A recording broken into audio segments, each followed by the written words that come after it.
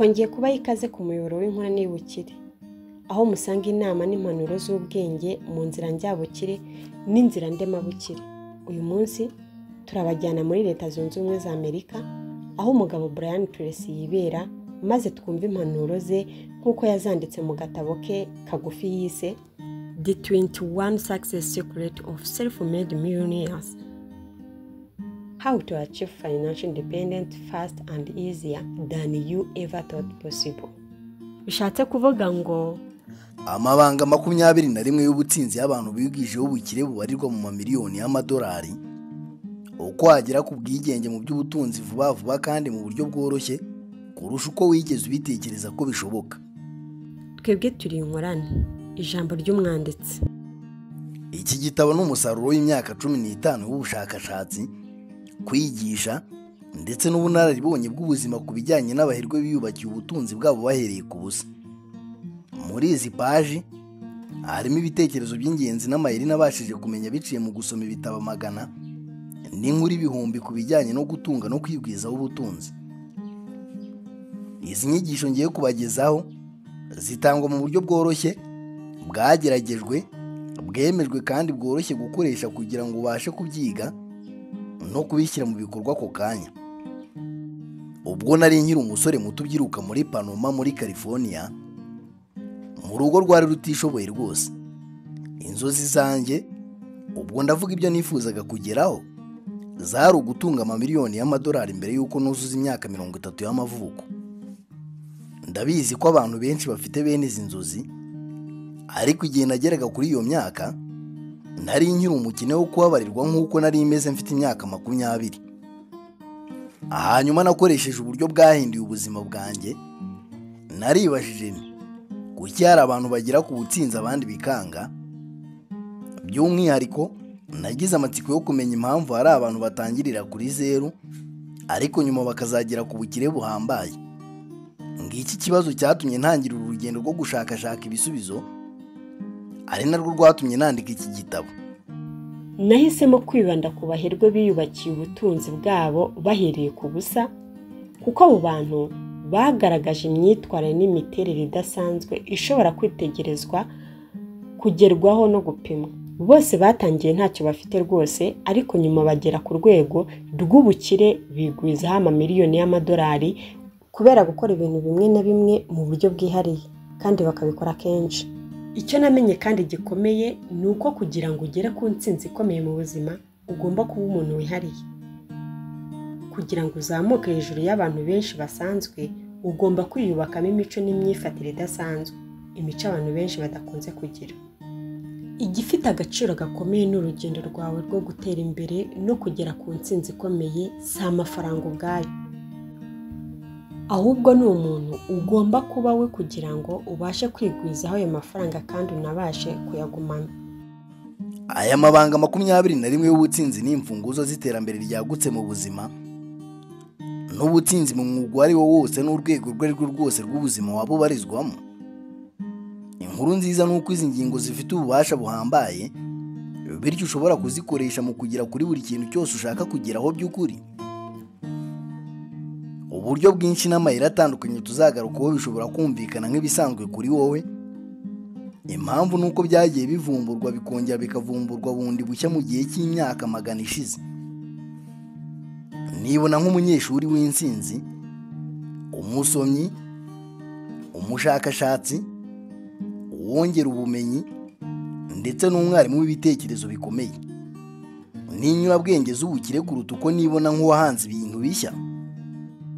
Nemera ko nk'uko bivugwa mu gitabo cy'umubwiriza muri Bibiliya, nta gishya munsi y'ijuru. Bitewe n'uko urimo usoma iki gitabo, nzi ko imwe mu ntego zawe nyamukuru mu buzima ari ukuba umuntu udasanzwe, ukamenya byinshi ku bushobozi bwawe nyabwo kandi ukabubyaza umusaruro. Buri rimwe muri aya mabanga y'intsinzi rizagufasha gutera imbere vuba no kugana ku buzima bwiza kandi butangaje bushoboka kuri wowe. Mwifurije urugendo rwiza. Brian Tracy, Kanama muri 2. Umwinjizo, itegeko ry'intandaro n'ingaruka. icyo ugiye kwiga muri iki gitabo gishobora guhindura ubuzima bwawe burundu.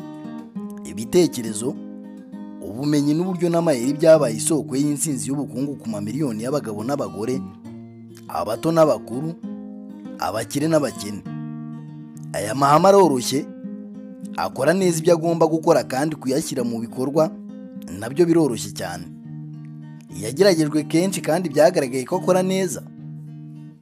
Niba uyafashe kandi ukayakoresha neza mu buzima bwawe, azakugirira akamaro na buri wese ugukikije. Turi kubaho mu gihe cyiza kurusha ibindi byose byabayeho mu mateka y'abantu. Uyu munsi abantu benshi barimo gukira cyane kandi batangiriye ku busa buri kurusha uko byatekerezwaga mbere. Muri Amerika hari abaherwe batunze amamiliyoni y'amadolari barenga miliyoni 7. Benshi muri bo biyubakiye ubwabo butunzi bahereye ku busa, kandi umubare wabo wiyongera ku kigero cya 15 kugeza kuri 20% buri mwaka.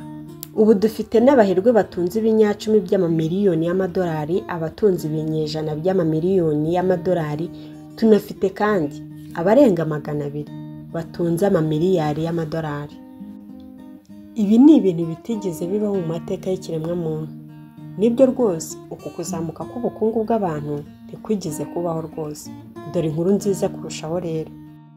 Buri wese muri abo baherwe yagiye atangirira ku busa. Abantu barenga 90% bageze ku ntsinzi y'ubukungu bakigwizaho amamiliyoni y'amadolari. Uyu munsi batangiye ari abakene cyangwa se hafi yo kuba abakene.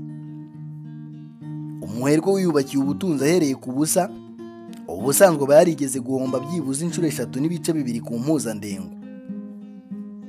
Abantu benshi bafite amafaranga menshi babanje gutsindwa inshuro nyinshi mbere y'uko babona amahirwe ya nyayo yabafashije kugera ku bukungu bwifuzwa no gutumbagira mu bukire. Ikirushijeho kuba cyiza cyane rero nuko ibintu ibyo bihumba magana n'amamiliyoni y'abantu bakoze, nawe ushobora kubikora. Itegeko rimwe rukumbi kandi rihamye rigenga imibereho y'abantu ni igeno rya buri wese n'itegeko ry'intandaro n'ingaruka. Iri tegeko riroroshye ariko rero rifite ububasha buhambaye. Rivuga ko buri ngaruka iba inafite intandaro runaka. Buri gikorwa kigira ingaruka kigira. Iri tegeko rivuga ko gutsinda atari impanuka. Intsinzi mu by'imitungo ni umusaruro w'ibikorwa bimwe na bimwe bikorwa kenshi kandi inshuro nyinshi kugeza igihe uboneye ubwigenge mu by'ubutunzi nk'uko bishaka. Urusobe rw'ibiriho ntirugira aho rubugamira. Isi dutuyemo, isoko ry'ubucuruzi cyangwa se umuryango mugari dutuyemo ntibyitaye ku wuriwe cyangwa icyo uri cyo.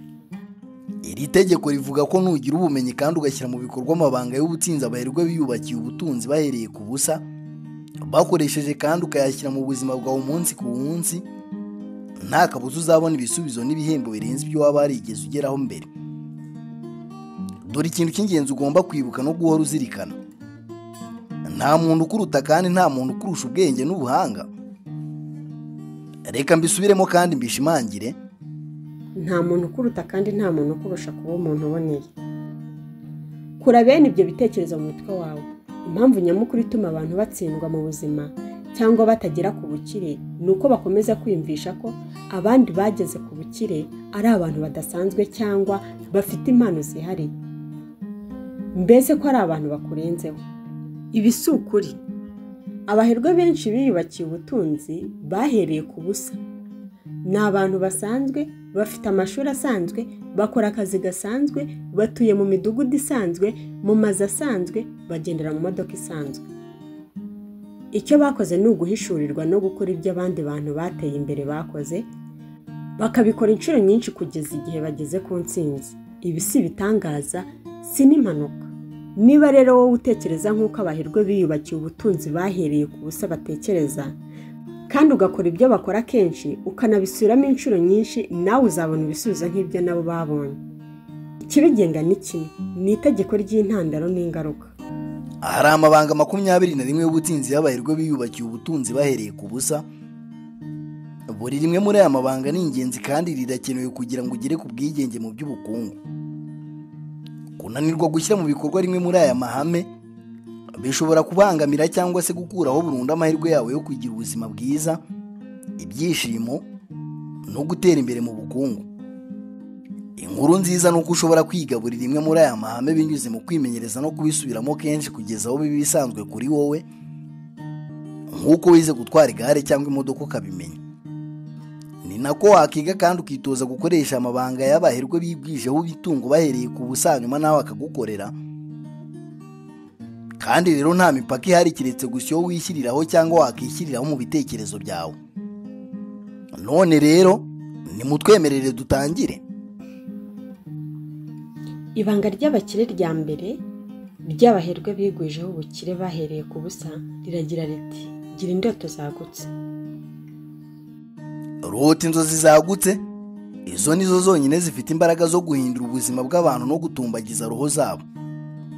Byavuzwe na Marcus Aurelius. Ibanga rya mbere ry'abaherwe biyubakiye ubutunzi riroroshye. Rota inzozi zagutse, reba kure, wemerera ubwonko bwawe kurota, gutekereza no kwitembereza mu buzima wifuza kubaho. Tekereza ku mafaranga wifuza kwinjiza no gutunga kuri konti yawe. Abantu b'ibikomerezwa bose batangiye bafite inzozi z'ubuzima bwiza kandi butandukanye n'ubwo bari bafite. Ahari waba warigeze wumva indirimbo igira iti: ugomba kugira inzozi niba koko wifuza ko inzozi zawe ziba impamo. Ibyo ni ukuri kuri wowe no kuri buri wese.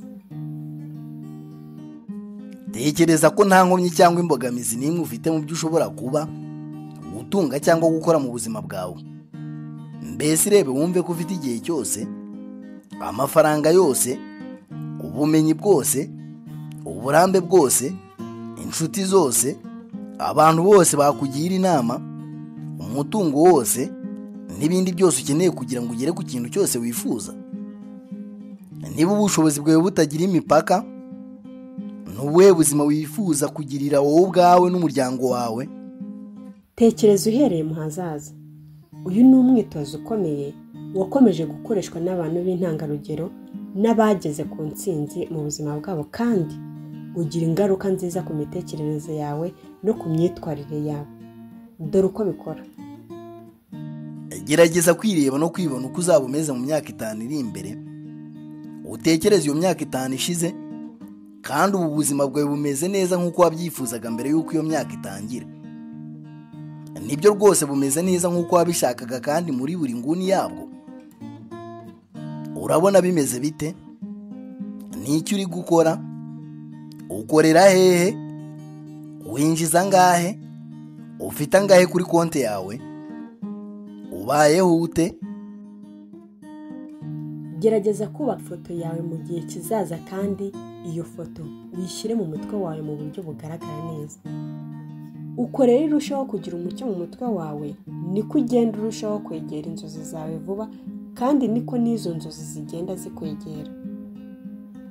Igihe cyose ufite ishusho igaragara neza y'aho ujya mu buzima, uba umuntu ufite intego, ufite imbaraga, urangwa n'icyizere kandi uharanira kugera ku byifuzo byawe mu kwiyemeza gukomeye. Ibi biteza imbere urwego rw'ubuhanzi rwawe, bityo ukagira uruhererekane rw'ibitekerezo bishya kimwe ku kindi, bikuganisha kugera kuri izo nzozi zawe. Buri gihe wisanga uri wa muntu uhora yerekeza mu cyerekezo cy'inzozi ze zikomeye kandi ziganje muri wowe, ari nako ukomeza kubona amafoto y'uko bizaba bimeze. Iryo hame ryonyine ry'uko wiyemereye kugira inzozi zagutse rishoboza ubwonko bwawe kugira imbaraga no kwibona nk'umuntu ushoboye kandi ukwiriye. Ibyo nabyo bikagukururira kukwikunda, kwigirira icyizere no kwiyubaha muri byose, kuko uba wibona nk'umuntu udasanzwe.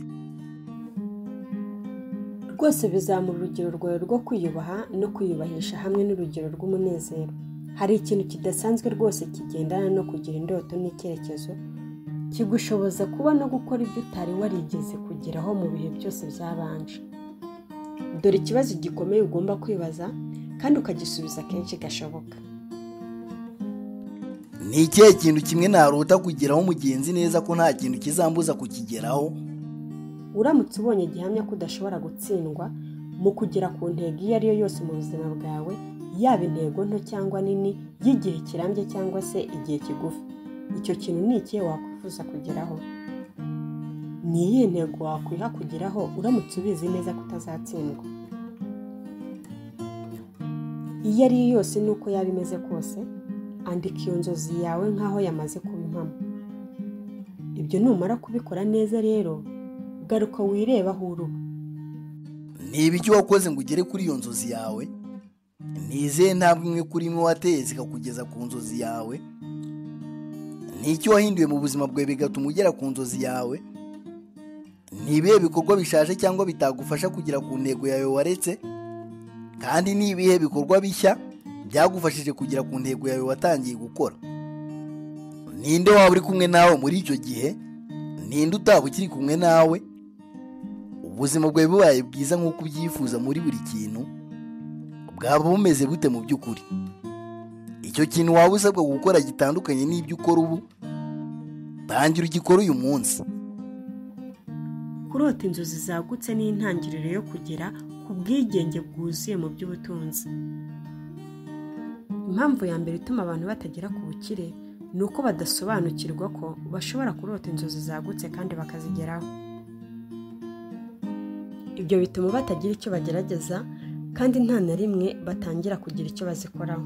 Bakomeza kuzenguruka mu bibazo by'uruhererekane bishingiye ku bukungu. Batakaza ayo binjiza ako kanya ndetse bakanakoresha arenze ayo babonye. Ariko iyo utangiye kurota inzozi zagutse z'ubukire ushaka, utangira guhindura uko wibona n'uko wifata, uko utekereza n'uko ubona ubuzima bwawe. Utangira gukora ibintu bitandukanye n'ibyo wakoraga, ukabikora mu buryo butandukanye, utera intambwe ijya imbere buhoro buhoro kandi gahoro gahoro, kugeza igihe icyerekezo cy'ubuzima bwawe gihindukiye burundu, kikaba cyiza kurusha uko wari umeze mbere. Kugira inzozi zagutse ni intangiriro y'ubukire no guhinduka umuherwe wigwijeho ubutunzi ahereye ku busa. Aha rero hari umwitozo ugomba gukora ubu. Andika urutonde rw'ibintu byose wakora cyangwa wagerageza gukora uramutse umenye neza ko udashobora gutsindwa. Mbese uzi ko nta cyakubuza kugera ku ntsinzi muri icyo kintu. Hanyuma uhitemo kimwe cyihariye kandi uhite utangira kugikora nonaha. Tangira nonaha.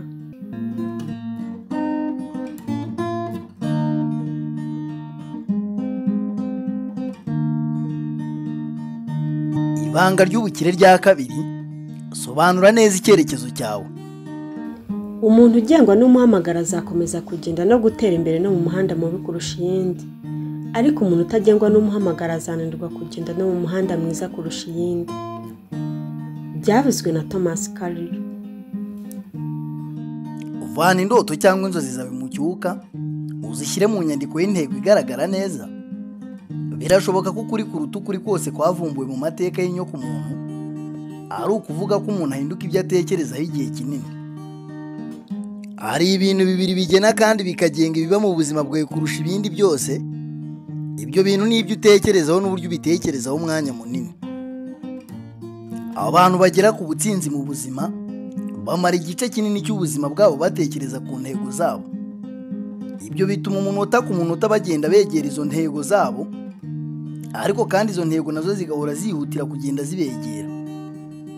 Buri kintu cyose umara umwanya munini utekerezaho kirakura muri wowe kikaganza mu buzima bwawe.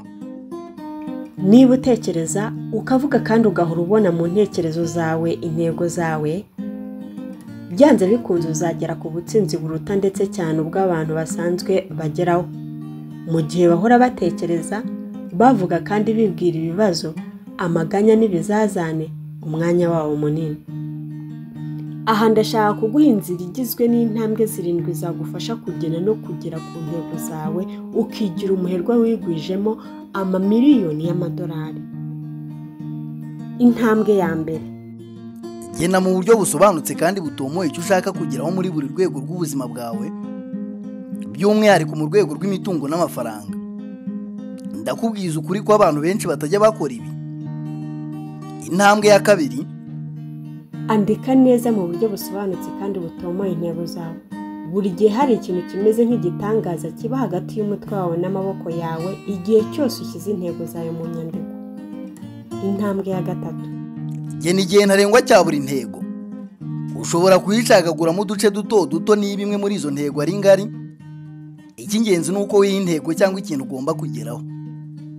Intambwe ya kane, ukora urutonde rwa buri kantu kose ukeka ko uzakenera gukora mu nzira yo kugera ku ntego yawe. Igihe cyose hari igitekerezo gishya wungutse, cyongereho kugeza igihe urutonde rwawe rwuzuriye. Intambwe ya 5: tunganya urutonde rw'ibyo ugomba gukora mu igenamigambi risobanutse. Aha bizagusaba kwemeza icyo ugomba gukora mbere y'ibindi n'icyo uzakora nyuma ya byose. Uzanagena icy'ingenzi kurusha ibindi n'igifite agaciro gake kurusha ibindi. Intambwe ya 6: tangira ushyire mu bikorwa ako kanya. Watangara cyane ubashije kureba mu bubiko bw'isi uramutse ubonye intego n'amagenamigambi bitabasha kugerwaho bitewe no kuranzika ibikorwa no kwanga gutangira gushyira mu ngiro mu buryo bwihuse. Intambwe ya 7 kandi wenda ari nayo ya karundura, ni ukugira igikorwa ukora buri munsi kikuganisha ku mwanzuro w'intego zawe nyamukuru. Uku kwiyemeza kw'ibikorwa bya buri munsi gufite akamaro gakomeye cyane mu kukugeza ku ntsinzi y'agatangaza muri buri kintu cyose wiyemeje kugeraho. Aha rero ndaguha umwitozo woroshye urabigufashamo. Ngaho ufata urupapuro n'ikaramu maze wandike ijambo intego ku mutwe w'urwo rupapuro kandi ushyireho itariki ya none. Hasi wandike intego 10 ushaka kugeraho muri aya mezi 12 ari imbere. Ngaho izi ntego zandike mu ndagihe nkaho uwo mwaka wamaze kurangira, ukaba wamaze kugera kuri izo ntego zawe uko zakabaye. Tangira buri ntego ukoresheje ijambo ngewe kugira ngo zibe zawe kandi wowe wenyine. Biciye mu gukora neza uwo mwitozo wo gukora urutonde rw'ibintu 10 uzageraho mu mwaka uri imbere, uraba ukoze ikintu gikomeye kiri bukuvane mu gikundi kinini cy'abantu benshi bakomeza kugorwa n'ubuzima. Winjire mu cyiciro cyihariye cy'abatsinzi kigizwe n'abatarenze 3% by'abaturage b'umuryango mugari twisanzemo. Ikintu rero kibabaje nuko abagera kuri 97% by'abantu bakuru bose batigeze na rimwe bakora uyu mwitozo wo kwandika uru rutonde mu buzima bwabo bwose.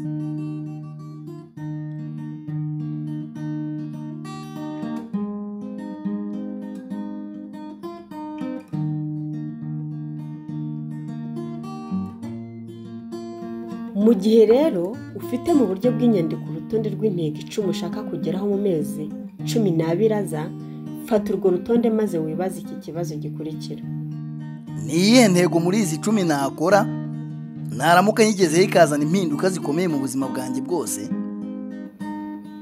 Uko igisubizo cyawe cyaba kimeze kose, fata ikaramu ushyire iyo ntego mu ruziga maze uyigire musumba zose cyangwa se intego ihatse izindi zose. Gena igihe ntarengwa, shyiraho igenamigambi risobanutse kandi utangire gushyira mu ngiro ibikorwa bimwe na bimwe buri munsi bizakugeza kuri iyo ntego karundura. Kuva ubu rero tekereza kandi uvuge gusa ibyerekeye iyo ntego yawe. Tekereza kandi uvuge uko uzagera kuri iyo ntego. Tekereza kandi uvuge kuri buri ntambwe uzatera zikuganisha ku mwuzuro w'iyo ntego yawe. Uyu mwitozo uzarema ubuhanzi bukomeye muri wowe, wongera imbaraga kandi unafungura ubushobozi bwinshi kandi bwinshi cyane wibitsemo. Hano hari umwitozo njyabikorwa. Buri gihe tekerereza ku rupapuro rwawe. Icara hasi utangire kwandika intego zawe n'igenamigambi rizagufasha kuzigeraho. Ndakubwiza ukuri ko uyu mwitozo wonyine wakugira umuherwe w'igwije $1,000,000 y'amadolari.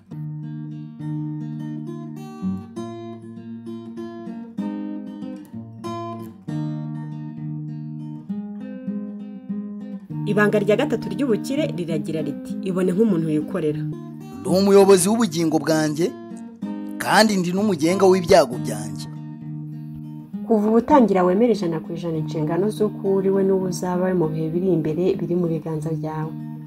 Rekeraho kwinzitwaza izina ziriya cyangwa se kugira abandi ubaraho amakosa ku bibazo byawe n'ingorane zawe. Kandi nanone rekeraho kwicuza kubera ibintu runaka bitagenze neza n'ibyo utishimira mu buzima bwawe. Sigaho rwose gucira abandi imanza kubera iki cyangwa kiriya. Byose biri mu bubasha bwawe n'inshingano zawe. Niba hari ikintu mu buzima bwawe udashaka cyangwa se utishimiye, nahaho kugikosora, ni wowe wenyine bireba. Abanyamerika 3% bibona nk'abikorera ahatitawe ku muntu bahemba. Ikosa rikomeye wakora mu buzima ni ukwibwira ko hari undi muntu ukorera utari wowe ubwawe. Buri gihe uba wikorera. Ni wowe muyobozi mukuru w'ikigo cy'ubucuruzi gicuruza serivisi utanga, hatitawe ngo ni hehe uri gukorera ubu. Igihe cyose wibona nk'umuntu wikorera uteza imbere imyumvire y'ubushabitsi muri wowe. Iyo rero ikaba ari imyumvire y'abantu b'indashyikirwa kandi b'ubwigenge busesuye, bifashe b'inshingano kandi bagahora batangira ibikorwa ntawo babwirije. Wowe kugira ngo utekereze ko ibintu biba gutyo gusa, ufata iya mbere ukabikora. Uhora wibona nk'aho ari wowe bosi w'ubuzima bwawe. Wibona nk'ufite inshingano zuzuye mu buzima n'amagara byawe, iby'iterambere ry'imitungo yawe, umurimo cyangwa umwuga wawe, imibanire yawe n'abandi, uko ubayeho, mu rugo rwawe, imodoka yawe, hamwe n'ibindi bintu byose bigize ubuzima bwawe. Iyi rero ni imyumvire ya ba bandi biguzaho amamiliyoni y'amadolari bahereye ku busa. Abantu bafata inshingano kuri urwo rwego kandi ni abantu bakora bashishikajwe n'umusaruro uva mu byo bakora. Bahora batangiza imishinga yagutse kandi yo ku rwego rwo hejuru, bagakora bibwirije ibi cyangwa biriya, kandi bagahora bareba niba hari ibindi bakora. Ibyo kandi nibyo bituma baba abantu b'ingenzi cyane mu bigo bakoramo, kandi bahora bifuzwa na buri wese. Bahora biteguye kubona imyanya yo hejuru kandi baha inshingano zikomeye mu bihe biri imbere. Nawe rero ukwiriye gukora nkabo. Aha hari ikibazo kimwe ukwiriye kwibaza. Ubaye ugizwe perezida w'ikigo ukoramo cyangwa se ugahabwa inshingano zuzuye n'ubutware muri icyo kigo, ni ikihe kintu kimwe wahita uhindura ako kanya? Uko cyaba kimeze kose, cyandike ku rupapuro, ukore igenamigambi kandi utangire kugikoraho buhoro buhoro. None uyu mwitozo wonyine wahindura burundu ubuzima bwawe. Hano hari umwitozo njyabikorwa. Gerageza gukora ubugenzuzi urebe ari igiki kikubuza kwiyemeza gukora intego zawe mu by'ubukungu. Haba hari umuntu cyangwa ikintu runaka ushinja kugusubiza inyuma. Icyo ari cyo cyose, ukwiriye kwemera inshingano zawe mu mwuzuro wazo ku buzima bwawe, hanyuma ukagira icyo ubikoraho none.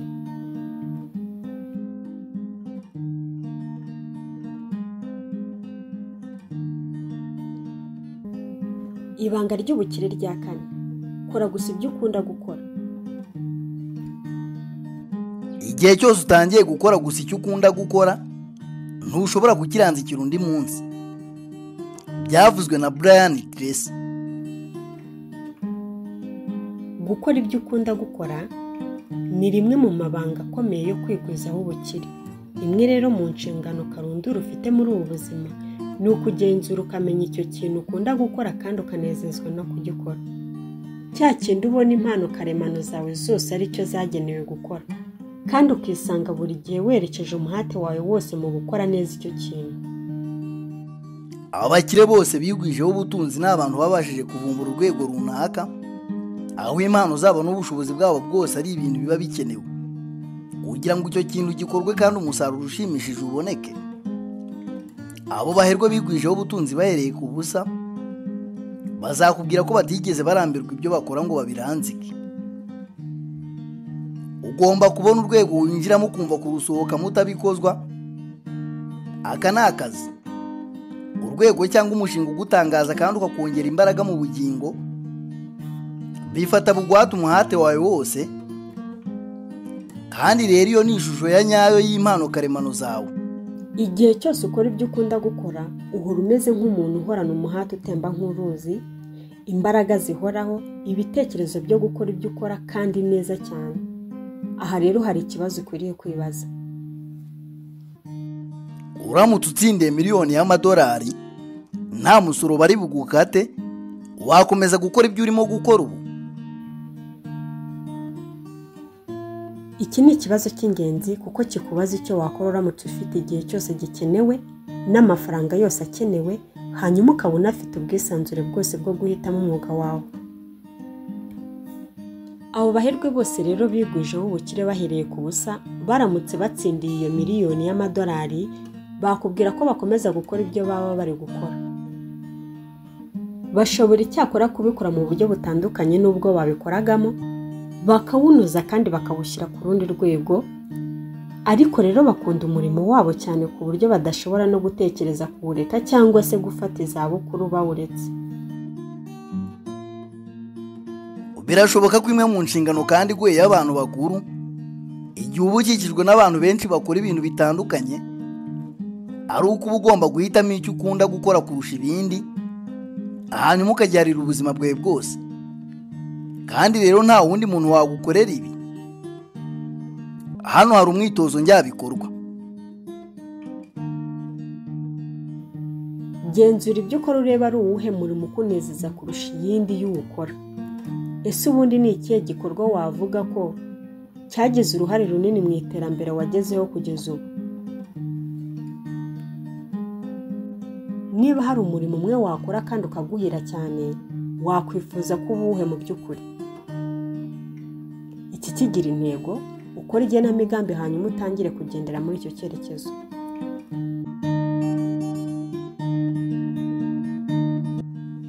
Ibanga rya gatanu ry'ubukire riragira riti: haranira kuba hejuru cyane.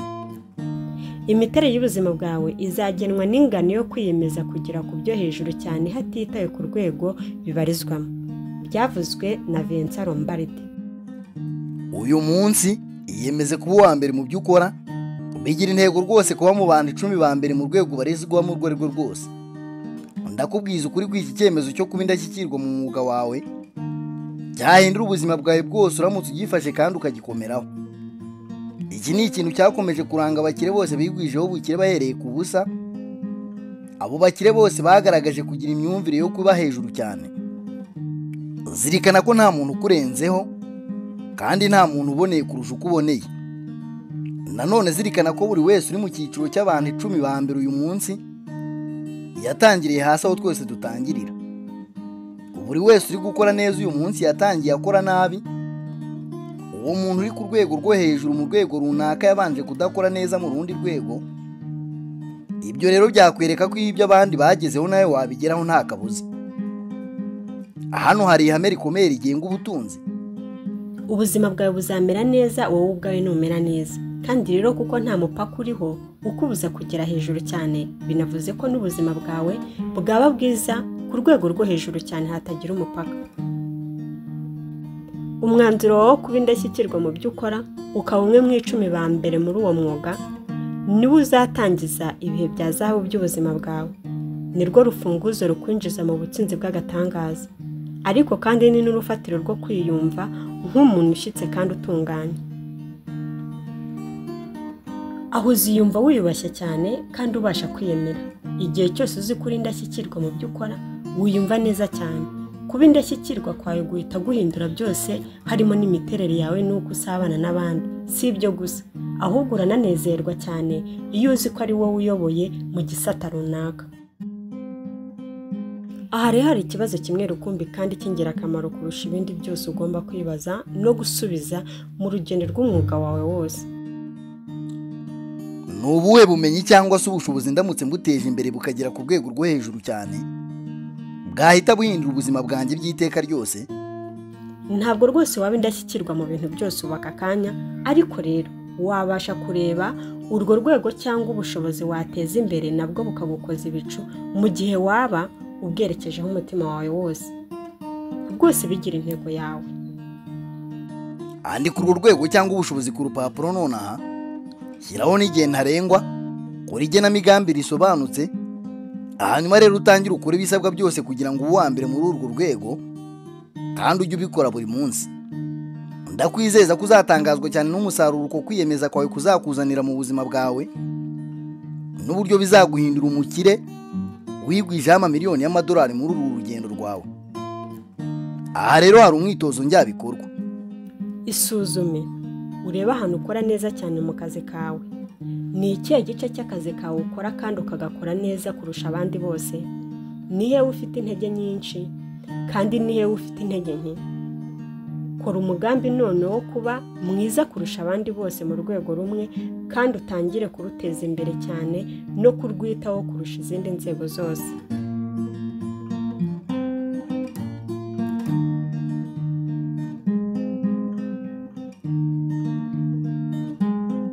Ibanga rya gatandatu ry'ubukire riragira riti: kora igihe kirekire kandi ukore cyane. Uko nkora cyane niko ndushaho kugira amahirwe menshi. Byavuzwe na James Taba. Abakire bose bigwijeho amamiliyoni y'amadolari bahereye ku busa, barakora kandi barakora cyane ndetse cyane rwose. Batangira akazi kabo kare bagakora cyane, ariko kandi usanga ari nabo bava mu kazi nyuma y'abandi. Bateza imbere ingeso yo kuba mu ba mbere bakora cyane mu nzego zabo. Ibi kandi buri wese ababizi. Wowe itoze ry'ahame ry'amasaha arenga 40. Iri hame ubusanzwe rivuga ko ugomba gukora amasaha 40 mu cyumweru kugira ngo ubashe kubaho.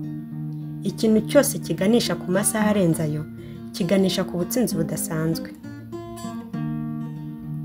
Niba uri muri babandi bakora amasaha 40 gusa, tutirengagije ko uwo amasaha y'akazi yanagabanijwe akagera kuri 35 mu cyumweru ku mpuzandengo. Ibyo nubikora utyo, ikintu kimwe uzageraho ni ukubaho nk'umuntu usanzwe.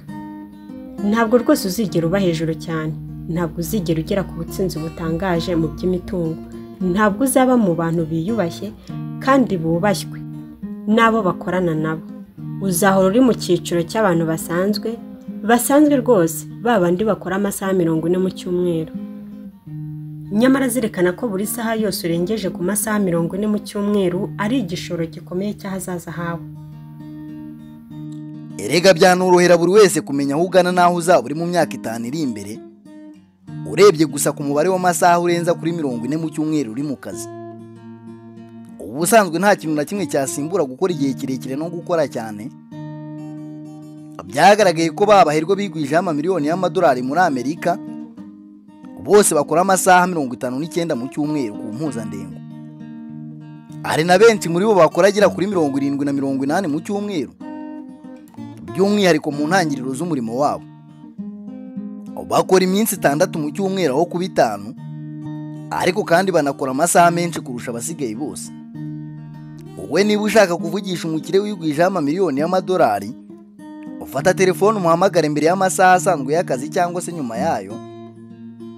Uwo muntu uzamusanga mu kazi, mu gihe abandi bakozi basanzwe bakora amasaha 8 mu minsi 5 batarahagera. Uzanamusanga batashye. Kandi rero hano hari urufunguzo.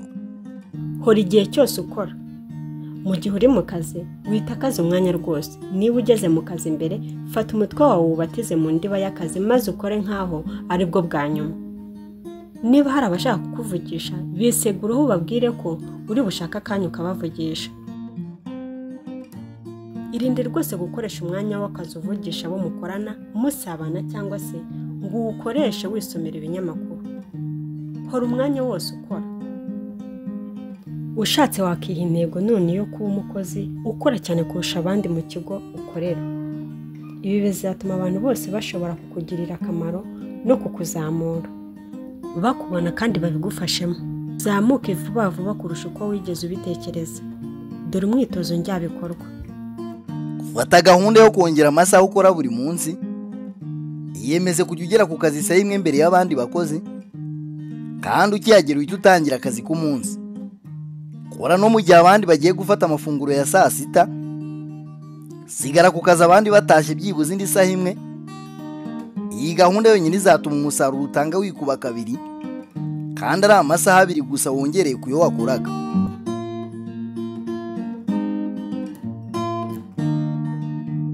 Ibanga rya 7 ry'ubukire riragira riti: fata ingamba zo guhora wiga ubuzima bwawe bwose. Guhora wiga nicyo kiguzi cyoroheje kurusha ibindi bisabwa ngo ugere ku ntsinzi. Byavuzwe na Denis Waitley. Mu buryo budashidikanywaho, ufite ubushobozi butagira umupaka bwo kwiga no kurushaho kunoza ubuzima bwawe n'umwuga wawe. Ufite ubwonko bwinshi, ubuhanga burenze cyane ubwo watekereza ko wibitseho, n'ubuhanga burenze cyane ubwo utekereza ko wakoresha mu gihe waba wiyemeje kubuteza imbere. Uri umuntu uboneye kandi utunganye kurusha uko ubizi. Nta kigeragezo na kimwe utatsinda, nta kibazo na kimwe utakemura, nta ntego n'imwe utageraho uramutse ukoresheje ububasha n'imbaraga by'ubwonko bwawe. Gusa hari ikintu ukwiriye kumva no kwitondera. Ubwonko bwawe ni nk'imitsi, bukura gusa igihe bukoreshwa neza nk'uko bigusaba gukoresha imitsi yawe isanzwe mu rwego rwo kuyikomeza. Ni nako ugomba gukoresha ubwonko bwawe kugira ngo butere imbere. Gusa hari inkuru nziza, kuko wiga ariko wongera ubushobozi bwawe bwo kwiga. neza neza nk'uko ukina umukino runaka, ari nako arushaho kuwukamirika. Uko wiyemeza ko uzajya uhora wiga niko bigenda bikorohera cyane kwiga ndetse cyane. Abayobozi beza bose ni abiga kandi biga bahozaho. Iki kinyejana cya 21 kiradusaba guhora twiga. Guhora wiga nicyo kiguzi cyoroheje usabwa kugira ngo ubashe kuba indashyikirwa mu mwuga wawe. Fata umwanzuro none yuko ugiye kuba umwiga w'ibihe byose nk'uko ubyifuza, kandi kuzahora wiga iteka mu rwego rwo kuba umuntu udasanzwe mu rwego ubarizwamo. Hari imfunguzo 3 mu bigendanye no kwiga mu buryo buhozaho. Urufunguzo rwa mbere ni ugufata iminota kuva kuri 30 kugeza kuri 60 buri munsi, ukayikoresha wiga ibigendanye n'umwuga wawe. Nk'uko imyitozo ngororamubiri ifasha umubiri, gusoma bifasha cyane ubwonko. Uramutse usoma isaha imwe buri munsi, byaba bivuze ko usoma byibuze igitabo kimwe mu cyumweru. Ibyo byatuma ubasha gusoma ibitabo bigera kuri 50 mu mwaka. Ibyo nabyo byaba bivuze ko nyuma y'imyaka 10 uzaba usomye ibitabo bigera kuri 500. Ahagendewe ku byagaragaye ku muntu usanga usoma igitabo kimwe mu mwaka rero, uramutse usomye isaha imwe buri munsi, ugasoma igitabo kimwe mu cyumweru, ibyo byonyine byagushyira ku mwanya w'abagukurikira baba mbarwa. Uzaba umuntu w'umuhanga kandi w'indashyikirwa ndetse unahembwa menshi mu mwuga wawe, ubitewe gusa no gusoma igitabo kimwe buri cyumweru. Urufunguzo rwa kabiri rwo kwiga ubudasiba ni ukumva inyigisho z'ubwenge mu gihe utwaye imodoka yawe uva ahantu hamwe ujya ahandi. Bavuga ko umuntu usanzwe yicara byibuze amasaha 500 kugeza ku 1000 mu modoka mu mwaka wose. Aya ni amasaha ari hagati ya 12 kugeza kuri 24 mu cyumweru. Akaba ahwana n'amezi 3 kugeza kuri 6 umuntu amara ari mu kazi mu mwaka. Ayo yose uyamara wicaye mu modoka. Ni igihe rwose kingana byibuze n'igihembwe kimwe cyangwa 2 umuntu amara kuri kaminuza. None se ubwo byamera bituhinduye iyo modoka ahantu ho kwigira, hakakubera kaminuza uzamaramo ibyo bihembwe 2. Ntuzemere kugenda mu modoka udafite amasomo ugenda wumva yakungura ubumenyi. Hari abantu benshi nzi bahindutse abakire bigwijeho amamiliyoni babikesha kugenda bigira mu modoka muri ubwo buryo. Ni nayo mpamvu bavuga ko kwigira mu modoka ari kimwe mu bintu bikomeye byagezweho nyuma y'igihe abantu bavumburiye amazu asohora inyandiko.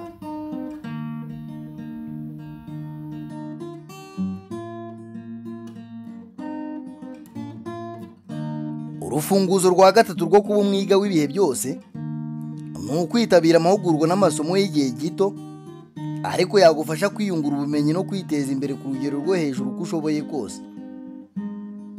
Ntubasha guhuriza hamwe ubu buryo butatu, aribwo bwo gusoma ibitabo, kumva inyigisho uri mu modoka hanyuma ukanitabira amahugurwa n'amasomo y'igihe gito, uzabasha kwizigamira ibinyejana byinshi n'ibinyagihumbi byinshi by'amadolari, ndetse unizigamira imyaka myinshi y'akazi gakomeye. Ibi bizagufasha kugera ku butsinzi buhambaye mu nzira yawe njyabukire. Fata icyemezo uyu munsi cyo kuba umwiga w'ibihe byose. Uzatangazwa cyane n'impinduka nziza bizakuzanira mu buzima bwawe. Kuba umwiga w'ibihe byose byahinduka inkingi ya mwamba mu guhinduka umukire wigwijeho amamiliyoni y'amadolari. Hano hari umwitozo njyabikorwa. Ihitamo ingingo imwe yagufasha bya nyabyo kuba umuntu utanga umusaruro cyane mu rwego ukoramo. Ishyirireho intego yo kwiga no gukamirika iyi ngingo, bigira umushinga wo kwikorera, hanyuma rero utangire ujye usoma ibigendanye n'iyi ngingo buri munsi.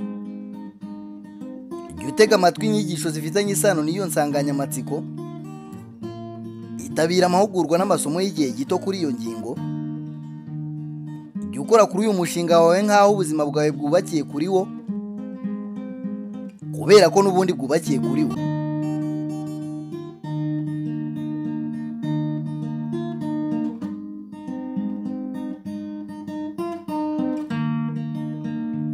Ibanga rya 8 riragira riti: ihembe mbere yo kwishyura ibindi byose na mbere yo kugira ikintu icyo ari cyo cyose ugura.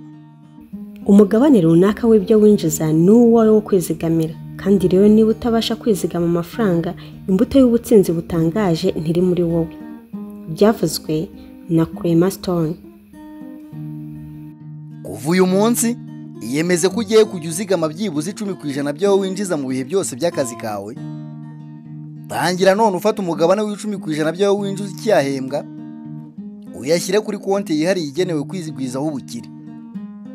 Ukuri nuko uramutse uzigamye amadolari 100 buri kwezi, ukayabika kuri konti yunguka byibuze 10% buri mwaka, wazagera igihe ujya mu zabukuru byibuze ufite arenga miliyoni y'amadolari kuri konti. Ibi rero bivuga ko buri wese, ndetse na wa wundi uhembwa amafaranga make, aramutse atangiye umwitozo hakiri kare akizigamira mu gihe kirambye, yahinduka umukire wigwijeho miliyoni y'amadolari mu gihe cy'akazi ke. Kubaka no guteza imbere umuco wo kwizigama hamwe no gushora amafaranga yawe si ibintu byoroshye.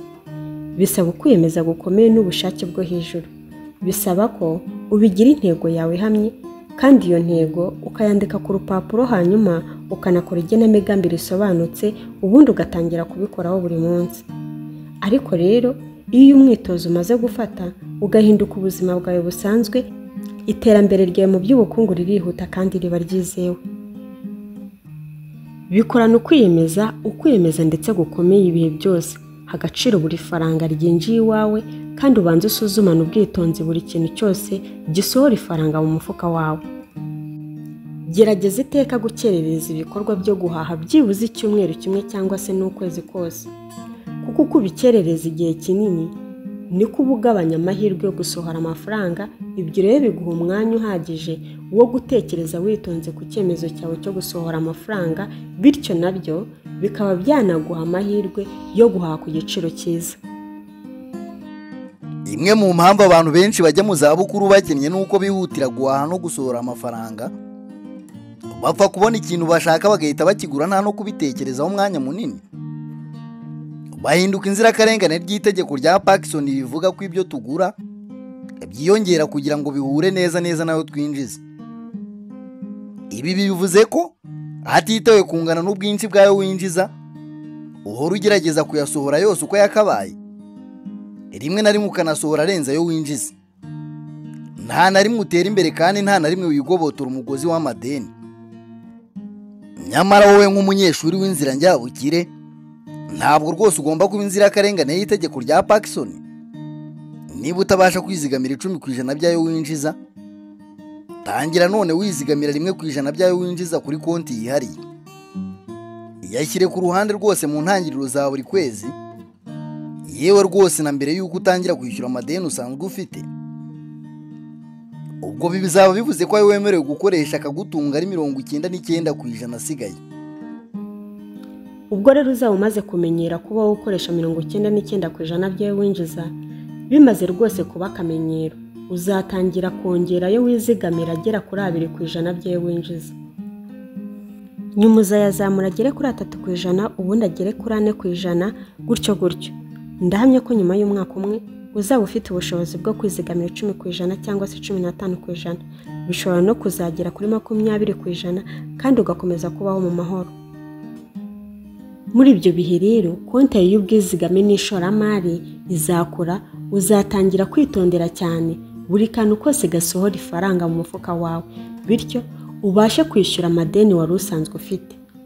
Byibuze mu gihe cy'umwaka umwe cyangwa 2, uzaba ubasha kugenga no kugena ubuzima bw'imitungo bwawe, bityo kandi uzahinduka umukire wibitse amamiliyoni y'amadolari. Iyi nzira yakoreye neza buri wese wayigerageje. Nawe rero yigerageza ubyirebere. Hano hari umwitozo njyabikorwa. Fungura konti yihariye yo kwigwizaho imitungo uyu munsi, zigamaho umubare runaka w'amafaranga hatitawe ku buke bwayo, hanyuma ukomeze ushakashaka amahirwe yose azakwemerera kongera uzigama kuri ino konti no kuyikungahaza. Tangira kandi wiga imikorere y'amafaranga kugira ngo usobanukirwe neza uko watuma yiyongera. Soma ibitabo n'ibinyamakuru bivuga ku butunzi n'imikorere y'amafaranga byanditswe n'impuguke. Ntuzigere na rimwe uhagarika kwizigamira.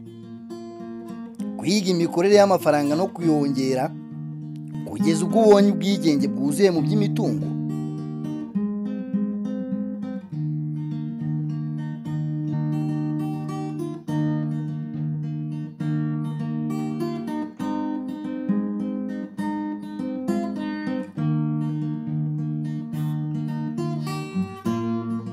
Ibanga ry'ubukire rya 9 riragira riti sobanukirwa neza buri gace ka business yawe. Igihe cyose ukora neza ibyo ukora, nta kintu na kimwe cyakubuza guhembwa menshi no kuzamurwa mu ntera. Byavuzwe na Dan Kennedy.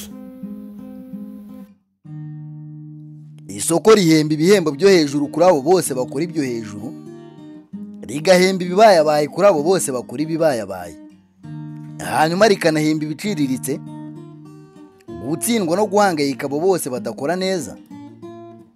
Wowe rero nk'umunyeshuri w'inzira njyabukire, intego yawe igomba kuba iyo kuba impuguke n'inararibonye mu mwuga wawe wihitiyemo.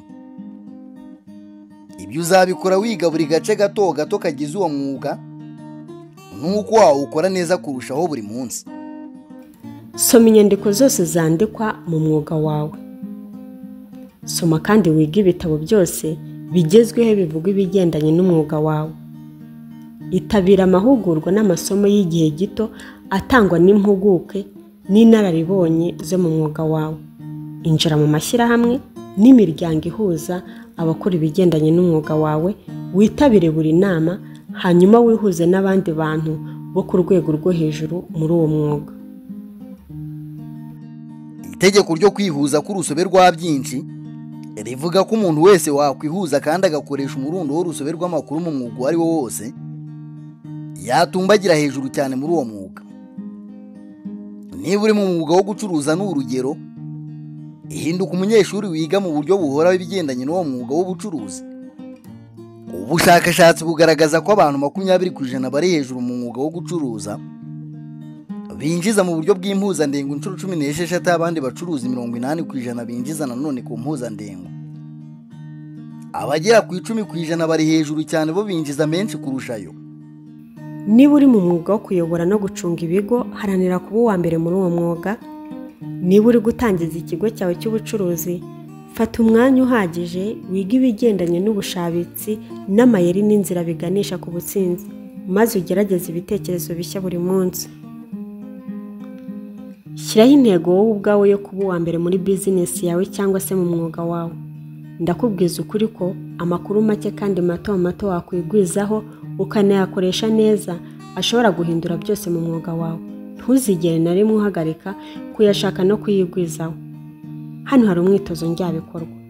Suzumana ubwitonzi umenye ibigezweho muri business yawe. Nubuhe bumenyi n'ubushobozi bw'ibanze uzaba ukeneye bwazagushoboza guhinduka umuntu uyoboye mu mwuga wawe. Kora gahunda none yo guteza imbere ubwo bumenyi n'ubushobozi, kandi utangire kubukoraho no kubukoresha none.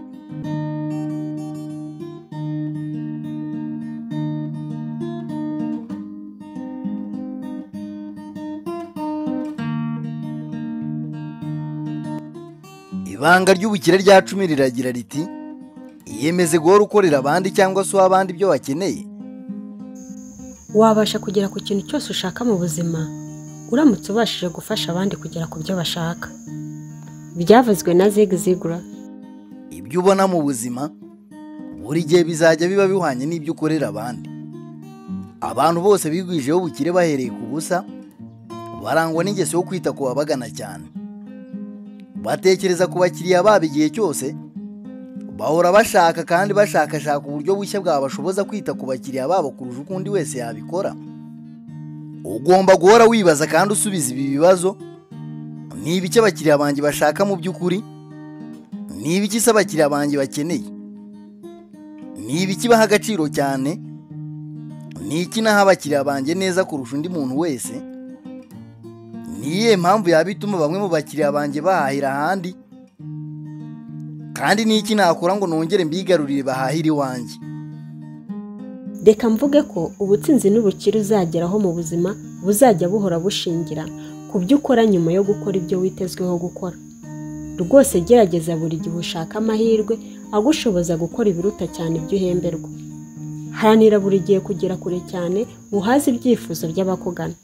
Zirikana ko nta muvundo uba bene aho hantu. Abakiriya bawe bo rero ni abo bantu bose ubutsinzi bwawe mu murimo wawe buzashingiraho. Ibyo rero bivuga ko na boss wawe ndetse n'abandi bose mukorana ari abakiriya bawe neza neza nka ba bandi uha ibicuruzwa na serivisi. nanone ariko abakiriya bawe nabo bose intsinzi n'ubukire bwabo bishingira kuri wowe. Hano hari ikibazo ugomba kujya wibaza kandi ukagisubiza buri munsi. Ni iki nakora kigatuma agaciro kanjye imbere y'abakiriya banjye kiyongera uyu munsi? Gerageza kureba uburyo bwose bwakongerera agaciro ku byo ukora no kuri abo bose ibyo ukora bigirira akamaro buri munsi. Buri ntambwe mu kunoza ibyo uha abakiriya bawe ishobora kuba umusemburo w'ubukire bwawe. Ntuzigere na rimwe uhagarika kureba kuri ubwo buryo bwose bwagufasha guha abakiriya bawe ibyiza birushijeho. Muri iki gihe abakiriya baha agaciro cyane umuvuduko n'ibikorwa byihuse kurusha uko babihaga agaciro mu bihe byahise. Igihe cyose umukiriya agusabye ikintu ugomba kwihutira kuvuga ngo nibyo rwose aka kanya. Aya niyo magambo aryoshye abakiriya bawe baba biteze kukumvana. Hano hari umwitozo njyabikorwa. Gerageza kumenya abakiriya bawe b'ingenzi kurusha abandi. Urebe mu bakiriya b'imbere n'inyuma y'ikigo cyawe ni bande intsinzi yawe ishingiyeho. Ni abahe se intsinzi yabo igushingiyeho? Ni igiki wakora uhereye uyu munsi ngo ubahe ibyiza byisumbuyeho kurushaho?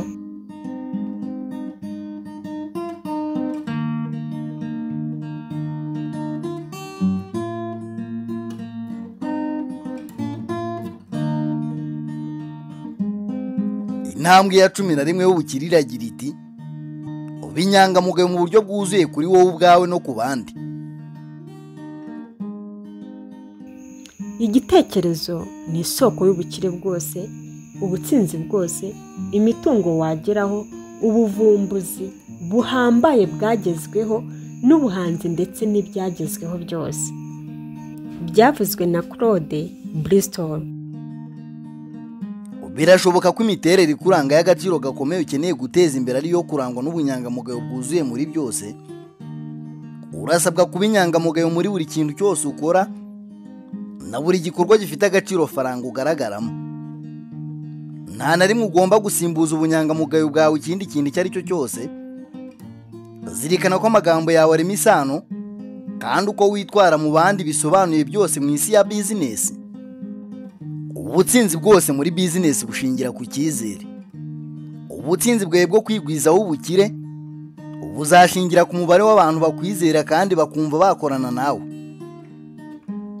Aba ni ba bantu bakuvuga neza hirya no hino, bakagutiza amafaranga, bagura ibicuruzwa byawe, ariko kandi baranagutabara mu bihe bikomeye.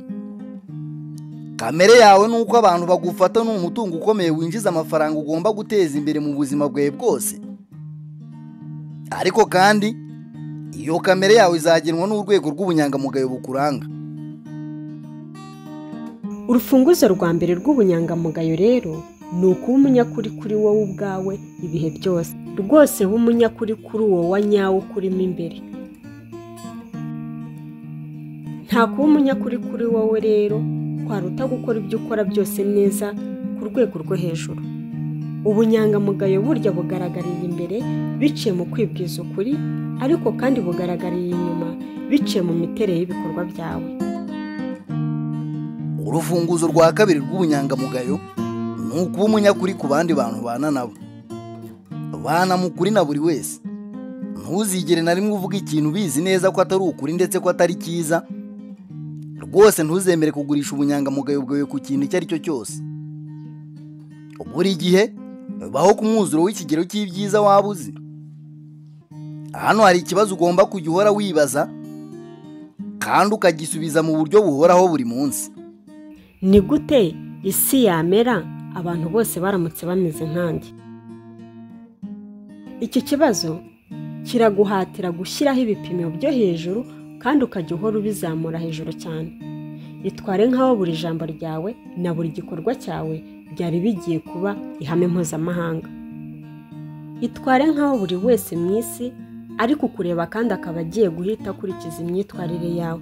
Hanyuma rero igihe cyose uzumva wishidikanyijeho ujye uhita uhindura ukora ibiboneye hatitaye ku cyo ari cyo n'ikiguzi cyose byagusaba. Hano hari umwitozo njyabikorwa. Uwabireba neza yasanga buri kibazo cyose mu buzima bwawe gishingiye ku ndangagaciro zawe ubwawe. None si zo ndangagaciro ni izihe?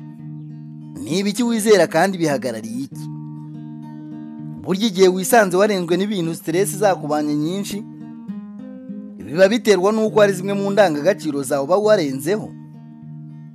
Hatitawe ku byo ari byo rero, iyemeze kuba umunyakuri ku byo wizera by'ukuri, kandi ukaba wumva ko ari iby'ingirakamaro mu buzima bwawe.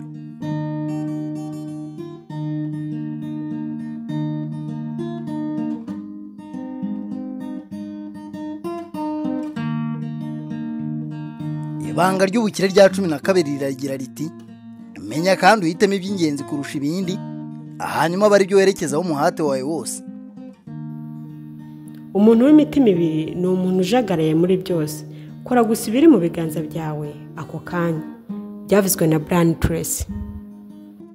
Nubasha guteza imbere ingeso yo kugena iby'ingenzi kurusha ibindi, akaba ari byo werekezaho umutima wawe wose, uzaba ushobora kugera ku kintu cyose wifuza kugeraho mu buzima bwawe.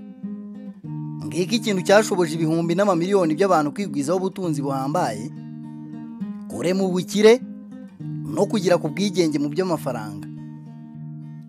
Ubushobozi bwawe bwo kugena iby'ingenzi kurusha ibindi no kubasha kubikoraho kugeza birangiye neza, nicyo gipimo cya mbere kigaragaza ubushake bwawe, ubushobozi bwawe bwo kwiyobora na kamere y'uri wowe ukuri. Ni ingeso igoye cyane kuyirema no kwiteza imbere, ariko rero niyo y'ingenzi cyane mu nzira njyabukire. Hano hari uburyo bikorwa. Banza ukore urutonde rw'ibyo ugomba gukora mbere y'uko utangira kubikoraho. Genzura umenye iby'ingenzi kurusha ibindi ukoresheje inzira yo kwibaza no gusubiza ibibazo bine kenshi gashoboka. Ikibazo cya mbere uzajya wibaza ni ikigira kiti: ni ikihe gikorwa gifite agaciro gakomeye kurusha ibindi? Ni ikihe gikorwa gifite agaciro gakomeye kurusha ibindi mu kazi kawe no muri business yawe? Ikibazo cya kabiri kiragira kiti: ubundi ni ukubera iki ngikora umushahara? Ni ikihe kintu mu by'ukuri cyatumye bampa akazi babona ko ari njye wabikora neza? Aho ugomba kwibanda ku musaruro kurusha ibikorwa ubwabyo. Ikibazo cya gatatu rero kiragira kiti: ni ikihe kintu nakora nkagikora kandi njye njyenyine nkaba nsabwa kugikora, hanyuma nagikora neza kigahindura ibintu byose? Uyu ni wa murimo wowe kandi wowe wenyine wakora. Nutawukora ntabwo uzigera ukorwa, ariko rero nukora uzakorwa kandi uzakorwa neza. Kandi nukora neza uzahindura ibintu byinshi muri business yawe no mu buzima bwawe busanzwe. None icyo gikorwa ni ikihe? Ikibazo cya kane rero kiragira kiti: ni ikihe kintu cy'agaciro cyakoreshwa muri uyu mwanya w'agaciro mfite ubu? Buri gihe haba hari igisubizo kimwe kuri iki kibazo. Ubushobozi bwawe bwo kugena icyo kintu cy'agaciro gahambaye wagenera uyu mwanya kandi ugahita utangira kugikoraho, ni urufunguzo rw'umusaruro uhambaye n'ubutsinzi mu by'amafaranga. Hanyuma rero iyemeze rwose kujya werekeza umuhate wawe wose ku kintu kimwe mu gihe kimwe, kandi reka icyo kintu kimwe kijye kiba buri gihe ikintu cy'agaciro kurusha ibindi byose. Urasabwa nanone kujya ugikoraho kandi ukagikoraho kugeza igihe kirangiriye neza neza. Erekeza umuhate wawe wose kuri icyo, wirinda ibishuko n'ibyakurangaza. Rwose ihatire gukomeza gukora umurimo kugeza urangiye. Inkuru nziza ni uko iyo ukomeje kugena ibintu by'agaciro gahambaye nanone kandi ukerekeza umuhate wawe wose kuri ibyo bintu, bidatinze wazisanga warageze ku ngeso y'abakora ibihambaye. Iyi ngeso rero izagenda ikura gahoro gahoro, itangire kukuyobora utabigizemo uruhare, kandi rero niyo izahita izana ubutsinzi bukomeye mu buzima bwawe bwose. Iyi ngeso yonyine yaguhindura umukire wigwijeho amamiliyoni y'amadolari. Hano hari umwitozo njyabikorwa. Isuzume maze urebe ikintu cy'agaciro gakomeye wakora ubu kikagufasha kugera ku ntego yawe iruta izindi, hanyuma wiyemeze gutangira kugikoraho nonaha. Ugikoreho kugeza kirangiye 100%. Ndakubwiza ukuri ko ubu bushobozi bwawe bwo gukora ibi ukabikora kandi ukabikora neza bwahindura burundu ubuzima bwawe bwose.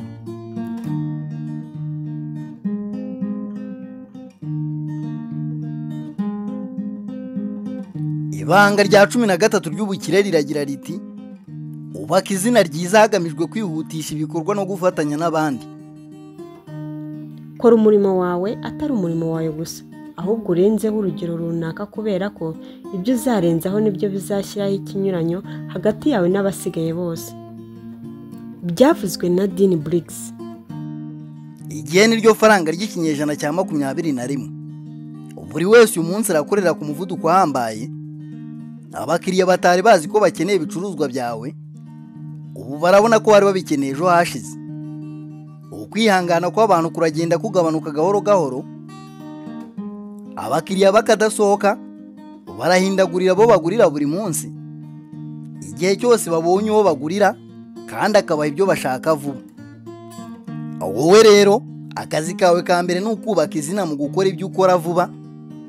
Bimeze nko guhora ukora ibyihuta kandi byihutirwa. Aha bizagusaba gusa n'umuntu ubogama, ukabogamira ku byihutirwa. Nyaruka mu gihe uciryera amahirwe y'umurimo n'ubukire. Korana umurava igihe abantu bakweretse ko hari icyo bagukeneyeho. Nyaruka igihe cyose ubonye ko hari igikeneye gukorwa. Mu gihe bosi wawe cyangwa se umukiriya yagusabye ikintu runaka, rambika hasi ibyo wari urimo byose wihutire kubaha icyo bagusabye vuba na bwangu ku buryo batangara. Ahari waba warumvise yamvuga igira iti, niba ushaka ko ikintu gikorwa vuba, giha umuntu uhuze cyane akigukorere. Ba bantu bose bazwiho gukorana umurava babona amahirwe menshi atabonwa na bose. Bakomeza kwikururiraho amahirwe menshi yo gukora byinshi vuba vuba kurusha y'abandi bakora gahoro gahoro babona. Niba ubasha guhuza ubushobozi bwawe bwo guhitamo icy'ingenzi kurusha ibindi n'ubushobozi bwawe bwo kwerekeza umuhate wawe wose kuri icyo kugeza kirangiye, uzisanga imbere y'abasigaye bose. Imiryango myinshi izagufungurirwa kandi amahirwe menshi azaba ku ruhande rwawe kurusha uko wigeze ubitekereza. Kora uyu mwitozo njyabikorwa nonaha. Hitamo cya gikorwa wakomeje kuranzika no kwirengagiza, mbese wakiburiye umwanya ukaba warananiwe kugitangira cyangwa se kukirangiza, maze wiyemeze kugikuraho ako kanya. Mu gihe ukora ibyo, komeza kwibwira no gusubiramo aya magambo: gikore nonaha, gikore nonaha, gikore nonaha.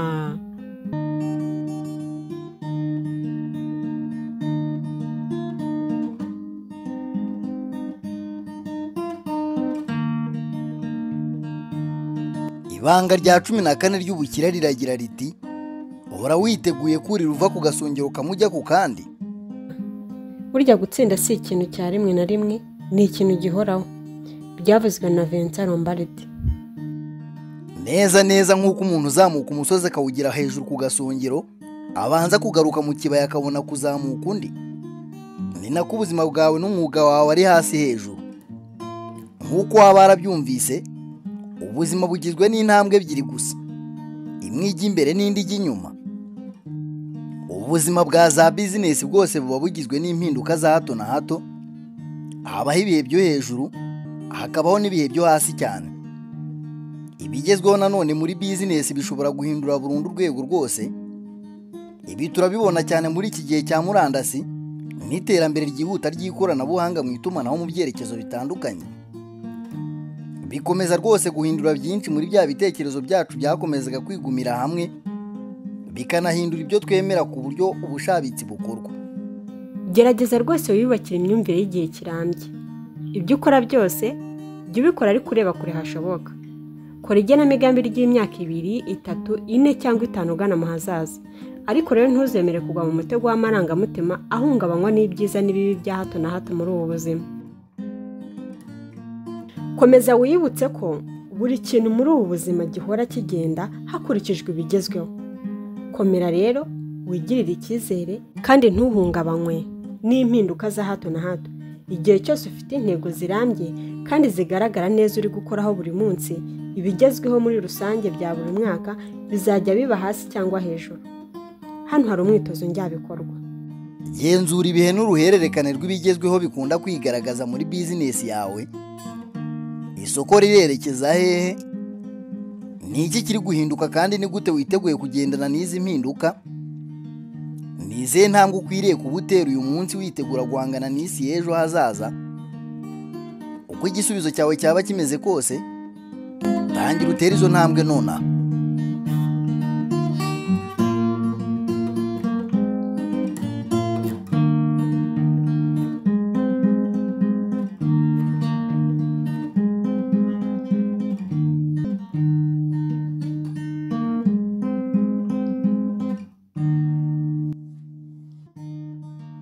Ibanga ry'ubukire rya 15 riragira riti itoze kugira ikinyabupfura mu bintu byose.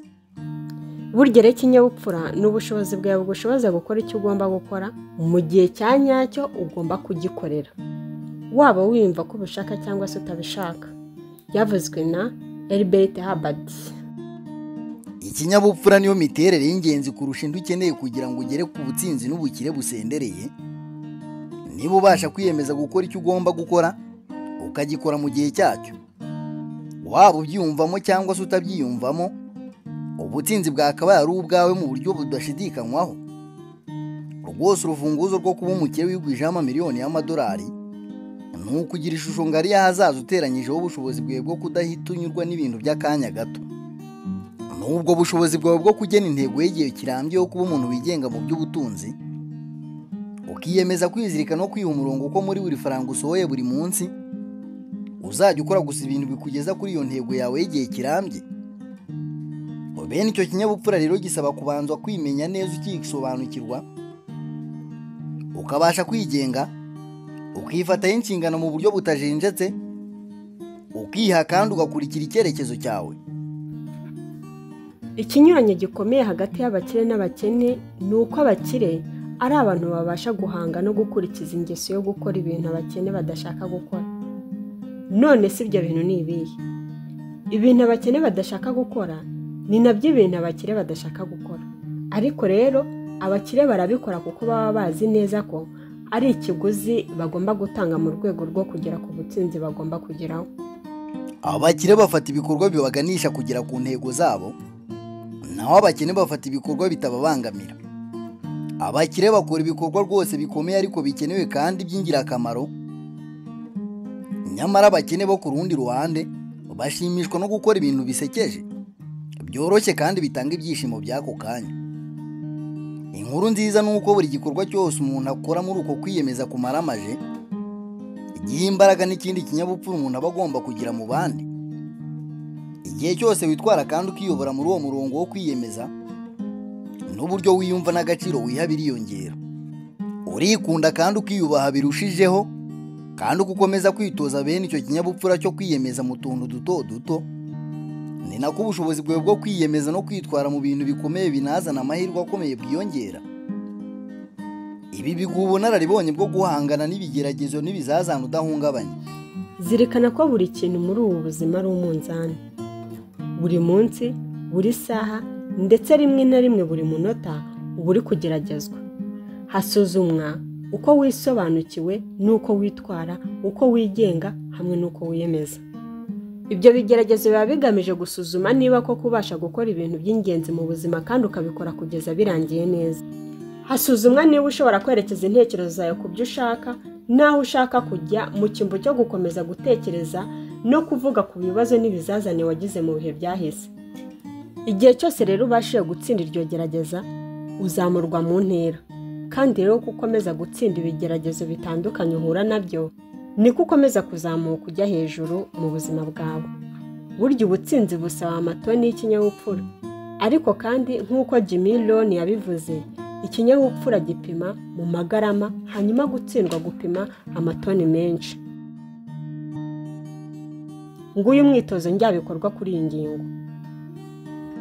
Gira ikintu kimwe uhindura buri kanya.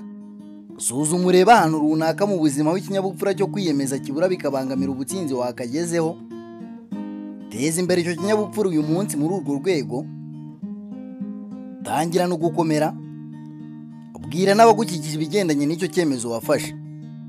Ntuzigere na rimwe wemera ibinyuranye n'ibyo wemera kugeza ubwo ingesi bikugeza aho yubatse muri wowe. Iki cyemezo cyonyine cyahindura ubuzima bwawe burundu.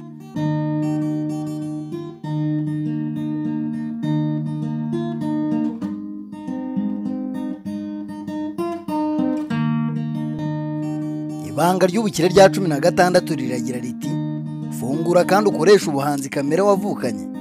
Indeba kure buri gihe ni ingenzi kurusha ibihamya. Byavuzwe na Albert Einstein. Umva, hano hari indi nkuru nziza kuri wowe. Uburyo uri umuhanga w'ikimene wibitseho ubushobozi buhambaye, uri umuntu uboneye kandi w'umuhanga kurusha uko wigeze ubitekereza cyangwa se ubyibwira.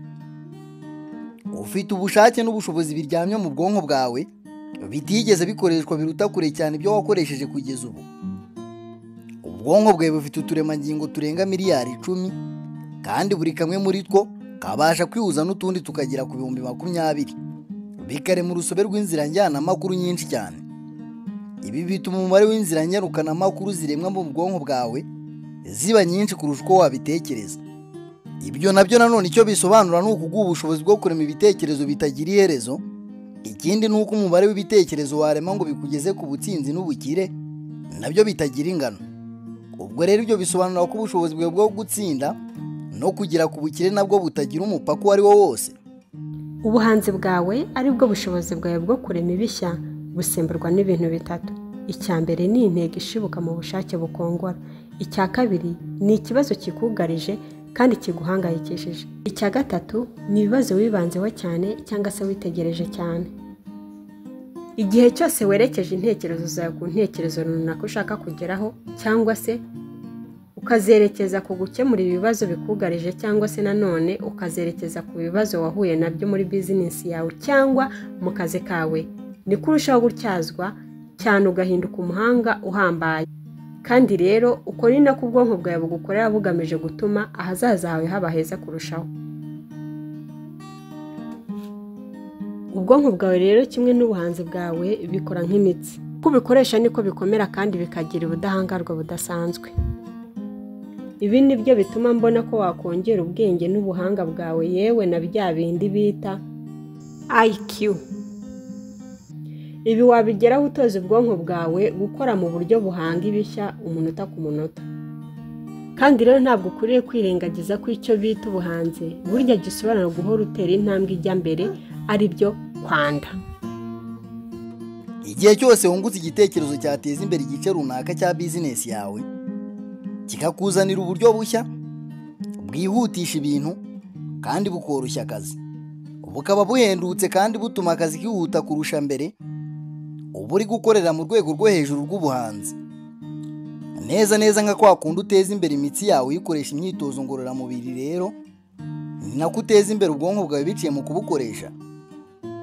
Aha rero njye ndaguha umwitozo wizeye uzagufasha gukoresha no guteza imbere ubushobozi bw'ubuhanzi bw'ubwonko bwawe, bityo bibyutse umuhanga w'ikimeno uryamye muri wowe imbere. Nonaha fata urupapuro n'ikaramu maze wandike intego nyamukuru uri gukoraho cyangwa se icyo kibazo cyakuzengereje uri kugerageza gukemura. Gusa ukiri muri ibyo, hano hari icyitonderwa. Iyi ntego cyangwa se iki kibazo cyandike mu buryo bw'ikibazo. Nk'urugero ushobora kwandika uti: ni gute nakuba kabiri yo ninjiza mu gihe cy'amezi 24 cyangwa 36 ari imbere. Ibyo ukimara kubikora uraba ukoze akazi keza kandi gakomeye, ariko hari n'ikindi usabwa gukora. Nanone kuri urwo rupapuro andika hasi ibisubizo bigera kuri 20 utekereza byasubiza icyo kibazo wibajije. Ushatse wabahagaritse iyi video ukabanza ukabikora, kandi ukabikora witonze niba koko ushaka ubukire. Nubirangiza nanone uraba uteye intambwe nziza, ariko hasigaye intambwe imwe. Subira inyuma kuri urwo rutonde rw'ibisubizo 20 wanditse uhitemo kimwe maze utangire kugikora hako kanya. Ibi nubikora neza uzatangazwa n'umusaruro uzabona. Hano rero reka ngo umwitozo njyabikorwa. Andika ku rupapuro ikibazo kikugoye cyangwa se intego ufite ku mutima, hanyuma wiyumvishe mu ntekerezo zawe ko iki kibazo cyamaze gukemuka cyangwa se ko iyo ntego ufite ku mutima yamaze kugerwaho 100%. Ni gute icyo gisubizo cyangwa se umusaruro w'iyo ntego waba umeze? None se niki wahita utangira gukora none hacyaza n'uwo musaruro? Zirikana ko igikorwa ari buri kintu ukeneye. Ibanga ry'ubukire rya 17 riragira riti: bana n'abantu banyabo kandi b'ingirakamaro. Mu myaka 5 iri imbere uzaba ukimeze nk'uko umeze ubu, kiretse gusa nuhindura abo mugendana nabo n'ibitabo usoma. Byavuzwe na Cherry Jones. Mu mwuzuro wabwo 85% by'ubutsinzi n'umunezero uzagiraho mu buzima bizagenwa n'ubwoko bw'imibanire uzagira mu buzima bwawe bwite n'ubwa bizinesi yawe. Ukumenya abantu benshi kandi nabo bakakumenya mu buryo bwiza, niko n'ubutsinzi uzageraho buzangana, kandi rero ni nako ubwo butsinzi buzihuta. Ubirebye neza kuri buri rwego rw'ubuzima bwawe haba hari umuntu runaka wenda ugufasha kujya imbere cyangwa se gusubiza inyuma. Abantu bagera ku butsinzi rero bagira ukuntu buri gihe biremera ingeso yo kubaka umubano n'ubusabane by'ingirakamaro mu buzima bwabo bwose. Ibyo kandi bikaba ari byo bibageza ku butsinzi bageraho. Bituma bagera kuri byinshi kurusha wa muntu ujya mu rugo akirebera televiziyo buri joro. Burya buri kintu kigenera umubano runaka. Unabirebye neza, ibibazo n'ibizazane uzagira mu buzima bizaterwa no kubana n'abantu badakwiriye. Ariko kandi ku rundi ruhande, ubutsinzi bwose uzageraho mu buzima buzajya bushingira ku kubana n'abantu beza kandi b'ingirakamaro. Abo ni babandi bazagufasha kugera ku byo ugomba kugeraho, ariko kandi nawe ukabafasha kugera ku byo bagomba kugeraho. Rwose hejuru ya 90% by'ubutsinzi uzageraho buzagenwa n'itsinda ry'abo ugendana nabo. Abo ni ba bantu uhora wisanisha nabo kandi ukabana nabo kenshi. Burya mu buryo bumwe cyangwa ubundi uri nk'uruvu, kuko buri gihe ufata imyumvire, ingeso n'indangagaciro ndetse n'imyemerere y'abo bantu ubana nabo. Niba rero ushaka ubutsinzi mu buzima, urasabwa kubana n'abantu beza kandi b'ingirakamaro. Ubana n'abantu babona ibyiza muri buri kintu kandi bakaba abanyamunezero. Ubana n'abantu bafite intego baharanira kandi bakaba batera intambwe bajya imbere mu buzima bwabo. Ibyo kandi ntibisigane no guhungira kure abo bose bareba ibintu macuri, bahora baca imanza kandi bagahora bicuza. Igihe ushaka kugurukana na kagoma, ntabwo wakwitozanya na dendo. Abakire bigwije amamiliyoni y'amadolari bahora bare mu busabane umunsi ku munsi, binjira mu mashyirahamwe n'ingaga z'abanyamyuga, bitabira buri nama kandi bakagira uruhare mu bikorwa by'amatsinda babarizwamo. Barivuga kandi bakigaragaza mu bandi, haba ari muri bizinesi cyangwa se mu by'ubusabane bisanzwe. Batanga bizinesi kadi zabo, hanyuma bakanabwira abandi ibyo bakora. Kandi rero hano hari ingamba iruta izindi. Igihe cyose uhuye n'abantu bashya, jya ubabwira bakubwira ibigendanye n'ibyo bakora na bizinesi zabo. By'umwihariko bajya bakubwira ibyo bakwifuzaho n'uko waboherereza abakiriya. Nanone kandi mu buryo bwihuse, reba niba hari abakiriya waboherereza cyangwa se ibindi bintu bakeneye muri bizinesi zabo wabaha. Wa muntu wihutira gutanga kurusha uko waba wihutira kwakira. Rwose buri gihe jya ubanza urebe icyo ushyiramo kurusha uko wareba icyo ukuramo. Ubundi buryo uburyo bwiza bwo kubaka umubano mwiza n'abandi ni uguhora ureba uko wafasha abandi kugera ku ntego zabo. Uko urushaho gutanga utiteze guhabwa, niko uzarushaho kubona byinshi bikugarukira bivuye mu nzira utigeze utekereza. Kuri uyu mwitozo njyabikorwa. Isuzuma ureba abantu b'ingirakamaro cyane mu buzima bwawe, haba ari mu gihe cya none n'igihe kizaza. Ni iki gishoboka wabafasha mu buzima bwabo no mu kazi kabo ku buryo bafungukira kugufasha nawe? Reba abo bantu rwose ugomba kumenyana nabo. Ni iki wakora ngo ubafashe mbere y'uko bagufasha? Zirikana ko kuba ariko kubanza, hanyuma isarura rikazaza nyuma.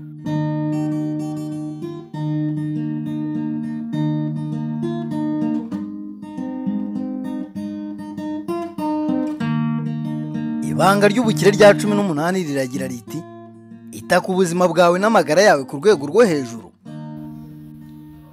Urufunguzo rw'ubuzima ni ukugira intekerezo nzima ziri mu mubiri muzima. Byavuzwe na Theodore Roosevelt.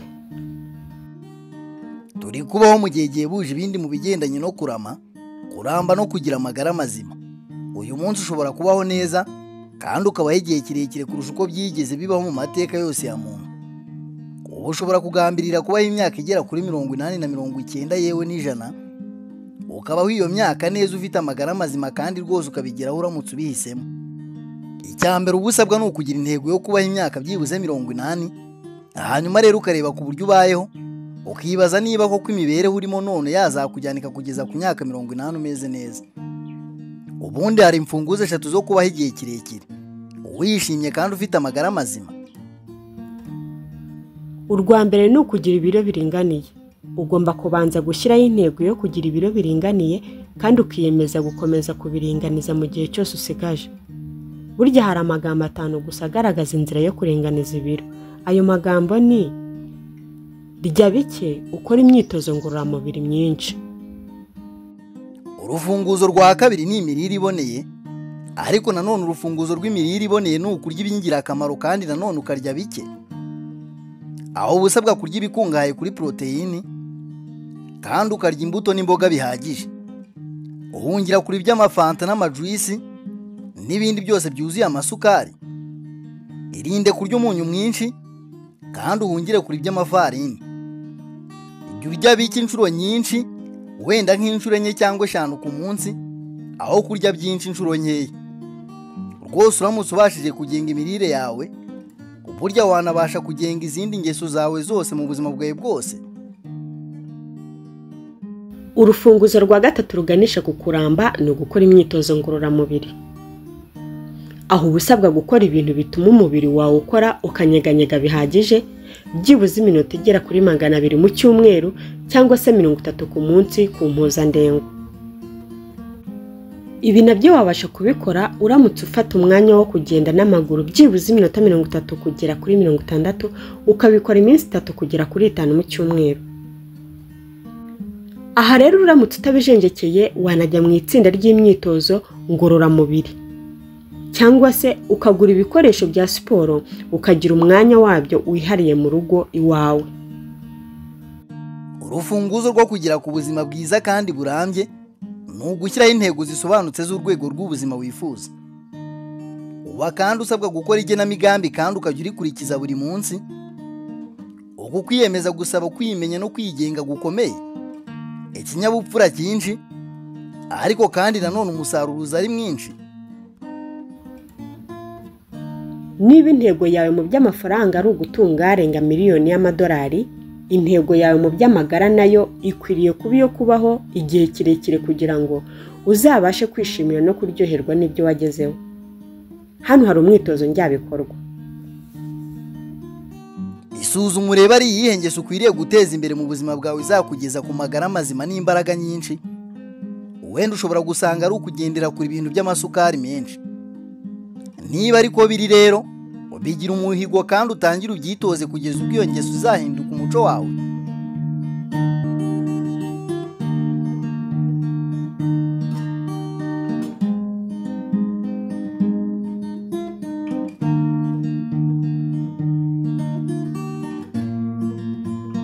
Ibanga ry'ubukire rya 19 riragira riti: ubu umuntu ufata ibyemezo kandi wibande ku bikorwa.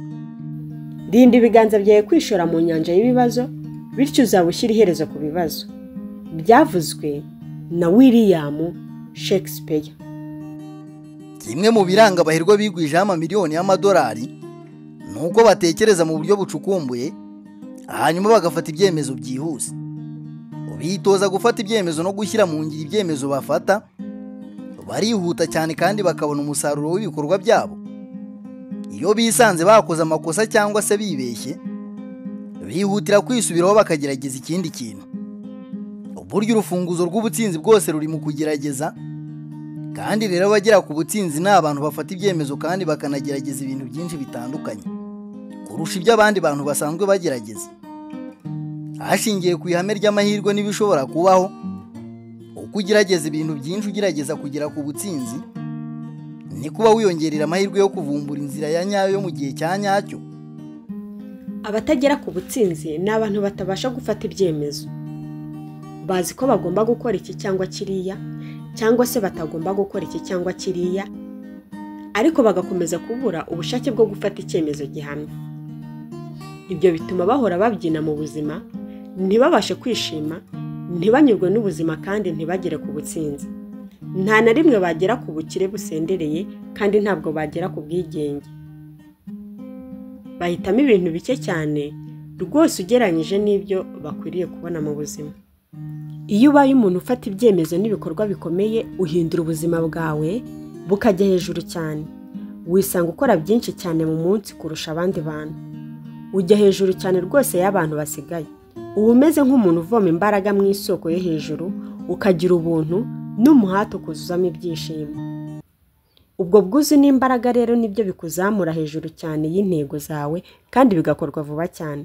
Hano hari umwitozo njyabikorwa.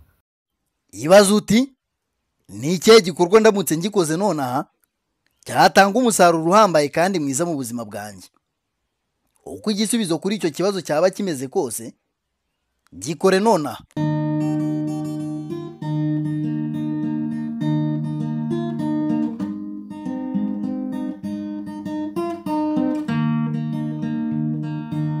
Ibanga ry'ubukire rya 20 riragira riti ntuzigere na rimwe wemera gutsindwa.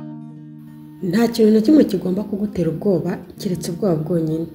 Byavuzwe na Franklin Roosevelt. Ubwoba bwo gutsindwa niwe mwanzi wa mbere ubuza abantu kugera ku butsinzi mu buzima bwabo, cyane cyane abakuru. Byumve neza ko ikibuza abantu gutsinda atari ugutsindwa ubwako, ahubwo gutsindwa bituma umuntu arushaho gukomera, akaba umuntu udaheranwa kandi wiyemeje kurushaho.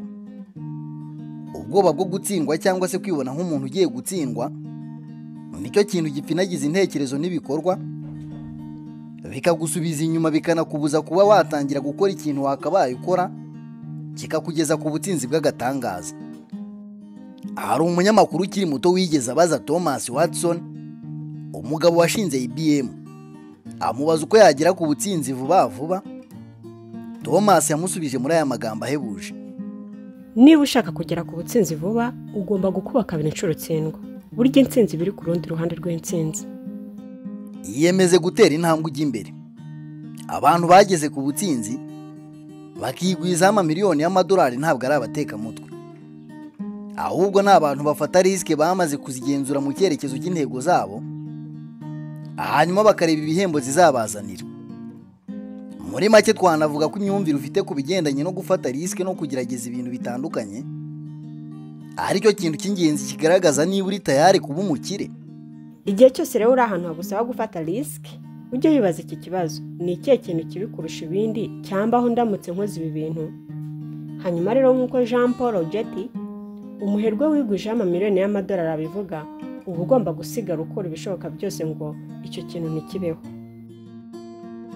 Ukuri ni uko buri wese atinya gutsindwa, buri wese atinya ubukene no kubura ibyo yari afite, buri wese atinya gukora amakosa no gusubizwa inyuma. Ariko abaherwe bigwijeho amamiliyoni bo ni abantu ahubwo bahangana kandi bagatsinda ubwo bwoba, maze bagakora ibyo bagomba gukora batitaye kuri ubwo bwoba. Uwitwa Ralph Waldo Emerson yaranditse ati: ishyire ingeso mu buzima bwawe yo kujya ukora ibyo bintu byose utinya. Igihe cyose ukora ibyo utinya, urupfu rw'ubwoba ruba ruri hafi aho. Igihe cyose ukoze kandi ugakorana ugushira amanga, hari imbaraga zitagaragara zihutira kuza kugufasha. Kandi nanone buri gikorwa cyose ukoranye ugushira amanga kikongerera ugushira amanga n'ubushobozi bwo gushira amanga mu gihe kizaza. Igihe cyose ukoze igikorwa ujya mbere ukabikora ntawe ukwijeje ubutsinzi, icyo gihe ubwoba buragabanuka, hanyuma ubushizi bw'amanga n'icyizere wigirira bikiyongera. Igihe rwose kiragera ukumva nta kintu na kimwe kikigutera ubwoba. Birashoboka ko umwe mu mirongo y'ubwenge yavuzwe muri filime ya Apollo 13 ari uwavuzwe na Eugene Clantes, umuyobozi w'ibikorwa muri NASA. Ubwo abantu bari kumwe nawe babaga batangiye gushidikanya bakanaterwa ubwoba nuko bashobora guhomba icyogajuru, yabakusanyirizaga hamwe maze akabatangariza mu ijwi riranguruye ati: gutsindwa ntibiri mu byo nteganya, ubu tuvugana umurimo ufite n'umwe.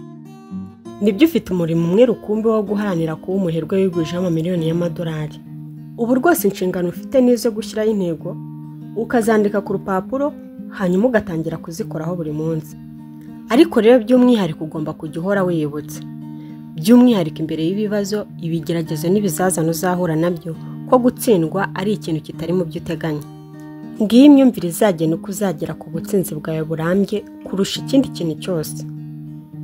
Nguyu umwitozo njyabikorwa.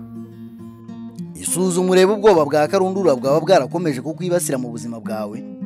Nk'urugero, ushobora kuba ubwoba bwo gutsindwa, kuvugwa nabi, cyangwa se guhezwa. Hanyuma numara kububona, utangire gukora nk'aho ubwo bwoba butigeze bunabaho. Tekereza ko ubutsinzi bwawe ari ikintu ndakumirwa, mu gihe gusa waba ubashije gukora icyo gikorwa kikwerekeza mu cyerekezo cy'intego zawe n'inzozi zawe. Hanyuma rero gikore nonaha. Ibanga rya 21 ry'ubukire riragira riti: tsinda ikizamini cyo guhozaho. Nta kintu na kimwe cyasimbura guhozaho mu nzira njyabukire.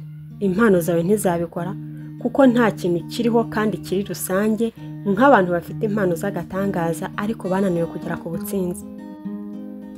Niyo waba uri umuhanga w'ikimene ntibyakugeza ku butsinzi byonyine. Hari abahanga b'ibimene benshi batageze ku musaruro. Amashuri wize nayo ntiyakugeza ku butsinzi, kuko isi yuzuye abantu bize ndetse bize menshi ariko b'imburamumaro. Uguhozaho no kwiyemeza byonyine nibyo bintu by'ububasha ntasemburwa.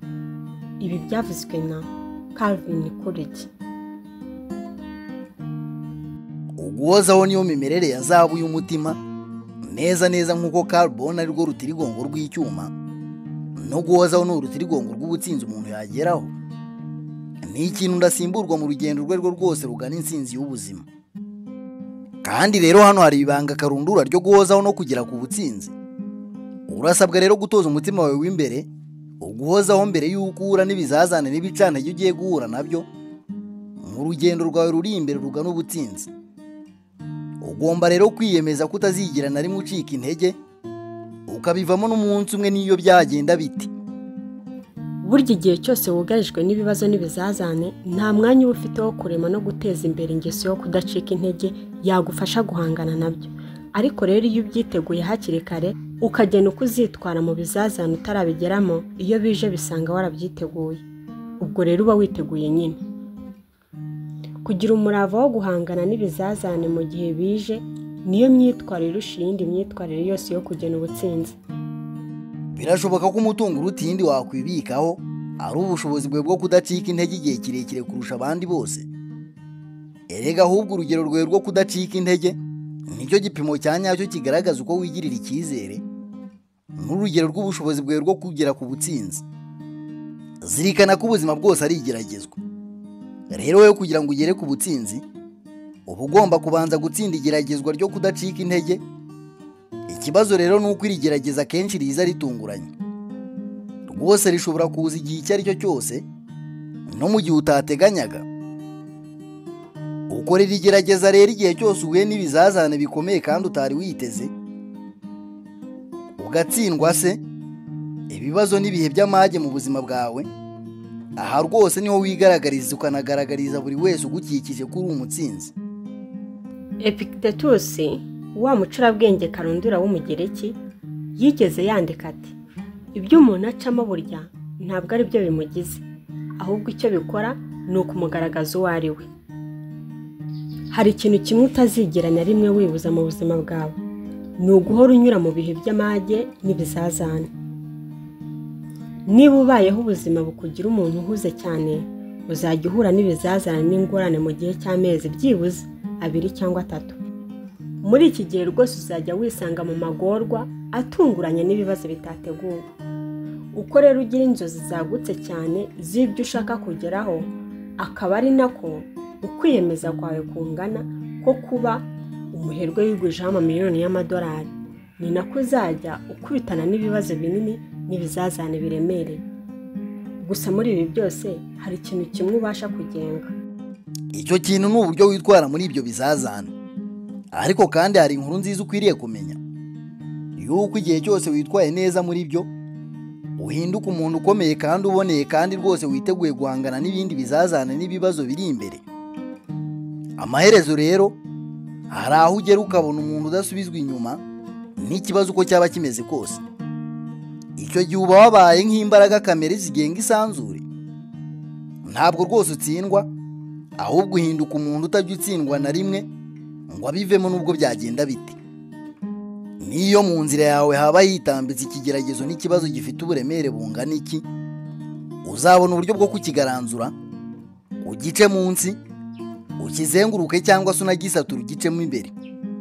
Uzahora ugenda kandi ugenda ujya mbere. Uyu mwitozo njyabikorwa. Ni ikihe kizazane kigoye kurusha ibindi uri gucamo uyu munsi?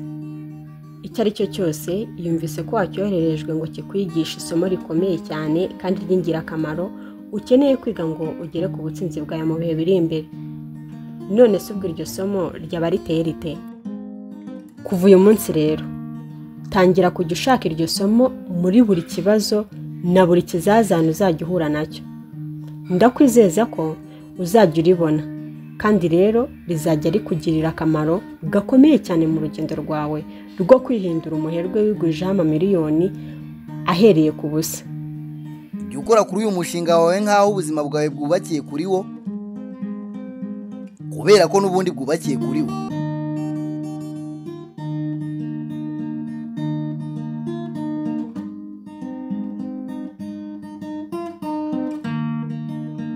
Umusozo w'igitabo.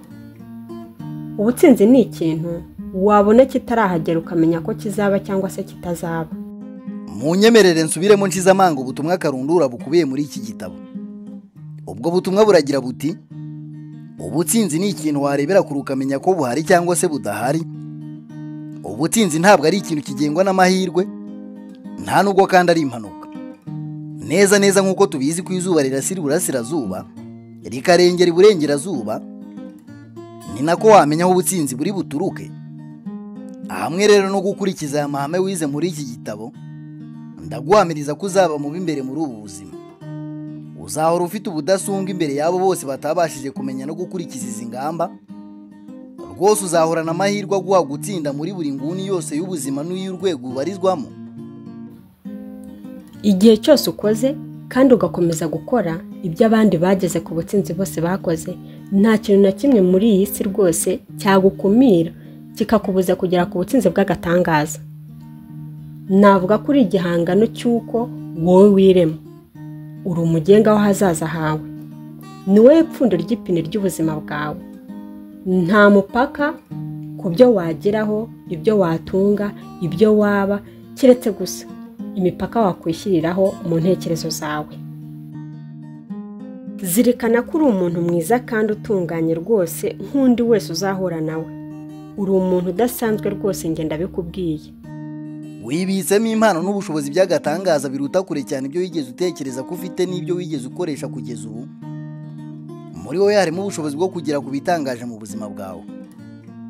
Inshingano yawe ya mbere rero ni iyo kugira inzozi zagutse, ukagena neza icyo ushaka mu buzima, ugakora igenamigambi ry'uburyo uzakigeraho, ukitoza gushyira mu ngiro igenamigambi wagaragarijwe muri iki gitabo, ugahora ugira ikintu ukora kikuganisha ku mwuzuro w'inzozi n'intego zawe.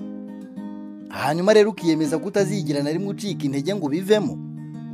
Igihe cyose ukoze ibi kandi ukabikora neza, uba wishyize mu cyiciro cy'abamarayika, uhinduka umuntu udasubizwa inyuma, kandi rero ubutinzi bwawe nabwo buba ndasimburwa. Ibyo twamenya ku mwanditsi w'iki gitabo. Brian Tracy ni umwigisha w'umwuga, atanga amahugurwa n'ubujyanama, kandi akaba umuyobozi mukuru w'ikigo yashinze yise Brian Tracy International.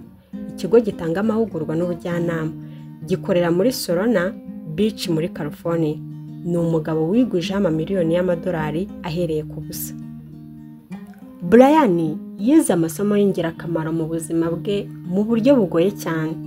Yagize ati: ava mu ishuri atararangiza amashuri yisumbuye, maze atangira gukora akazi ka nyakabyizi gaciriritse mu gihe cy'imyaka itari mike.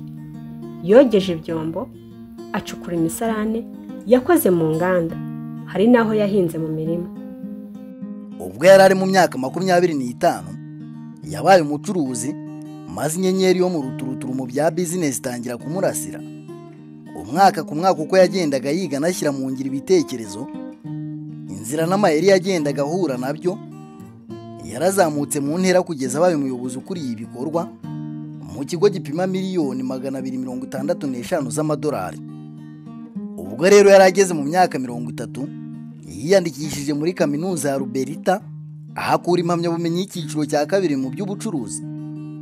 Nyuma yaje kubona impamyabumenyi y'icyiciro cya 3 cya kaminuza mu by'imikorere no kuyobora neza ibigo, ayikuye muri kaminuza ya Columbia Pacific. Mu myaka yakurikiyeho yakoze mu bigo bigera kuri 22 birimo n'inganda. Mu mwaka w'1981 yatangiye kwigisha abantu aya mahame y'ubutsinzi mu matsinda n'amahugurwa mu gihugu cye. Uyu munsi ibitabo bye n'inyigisho atanga byahinduwe mu ndimi zigera kuri 20, binakwirakwizwa mu bihugu 38. Hari ikintu kimwe Brian yibandaho: yemera ko umuntu usanzwe cyangwa se n'umuntu uri hejuru y'abasanzwe afite ubushobozi ndengakamere. Yumva ko watumbagira hejuru cyane vuba vuba usatira intego zawe mu gihe waba ubashije kwiga no gushyira mu ngiro inzira, amayeri n'ingamba byakoreshejwe n'abandi bantu babashije kugera ku butsinzi imbere yawe. Kuva igihe yatangiriye gutanga amahugurwa no kwigisha mu buryo bwa kinyamwuga, Brian yabashije kwigisha abantu barenga 2 miliyoni baherereye mu bigo 23. Yabaye umwigisha n'umujyanama w'ibigo bikomeye bigera kuri 500. Yabashije kubaho no gukurikiza buri hame ryose yanditse muri iki gitabo. Yabashije kwikuraho ubwe no gukora amamiliyoni y'abantu mu bihe bigoye by'umwijima binjira mu bukire n'uburumbuke bitangaje. Yibona kandi yita umusomyi wabigize umwuga, ariko kandi ntabwo yita nk'umushakashatsi wabigize umwuga. Wicyakora ni ukwegeranya ubumenyi n'amakuru byavumbuwe n'abandi. Buri mwaka akoresha amasaha menshi cyane asoma ibinyamakuru, ibitabo n'andi masoko yose y'ubumenyi abasha gukozaho imitwe y'intoki ze. Ikigeretse kuri ibyo, afata umwanya kumva inyigisho zatanzwe n'abandi, ari nako kandi yitabira amahugurwa atandukanye ku nsanganyamatsiko zitandukanye zimushishikaje. Amakuru akwirakwizwa hakoreshejwe za radiyo na televiziyo n'ubundi buryo bw'itangazamakuru nta mucika, kandi amwungura byinshi mu kigega cy'ubunararibonye bwe. Brian afata ubumenyi akabuyungurura akoresheje ubunararibonye bwe n'ubw'abandi, byose akabihuza bigakora ubunararibonye bwe. Yabaye umuntu wacuruje ibitabo byinshi, harimo ibyaciye agahigo ko kugurisha kopi nyinshi. Yanditse anatunganya gahunda zo kwiga mu buryo bw'amajwi n'amashusho zirenga 300 zahinduwe mu ndimi 20 zikwirakwizwa mu bihugu 35. Brian ni umugabo wubatse kandi waboneye umunezero mu rugo rwe. Afite abana 4, akaba yibera muri San Diego. Yatembereye kandi atanga imbwirwaruhame n'inyigisho zirenga 100 buri mwaka mu bihugu 17 ku bigendanye n'imikorere ya za business n'iterambere ryazo. Afatwa nk'umwe mu nkingi za mwamba mu isi y'ubutsinzi n'ubukire muri ino si twisanzemo.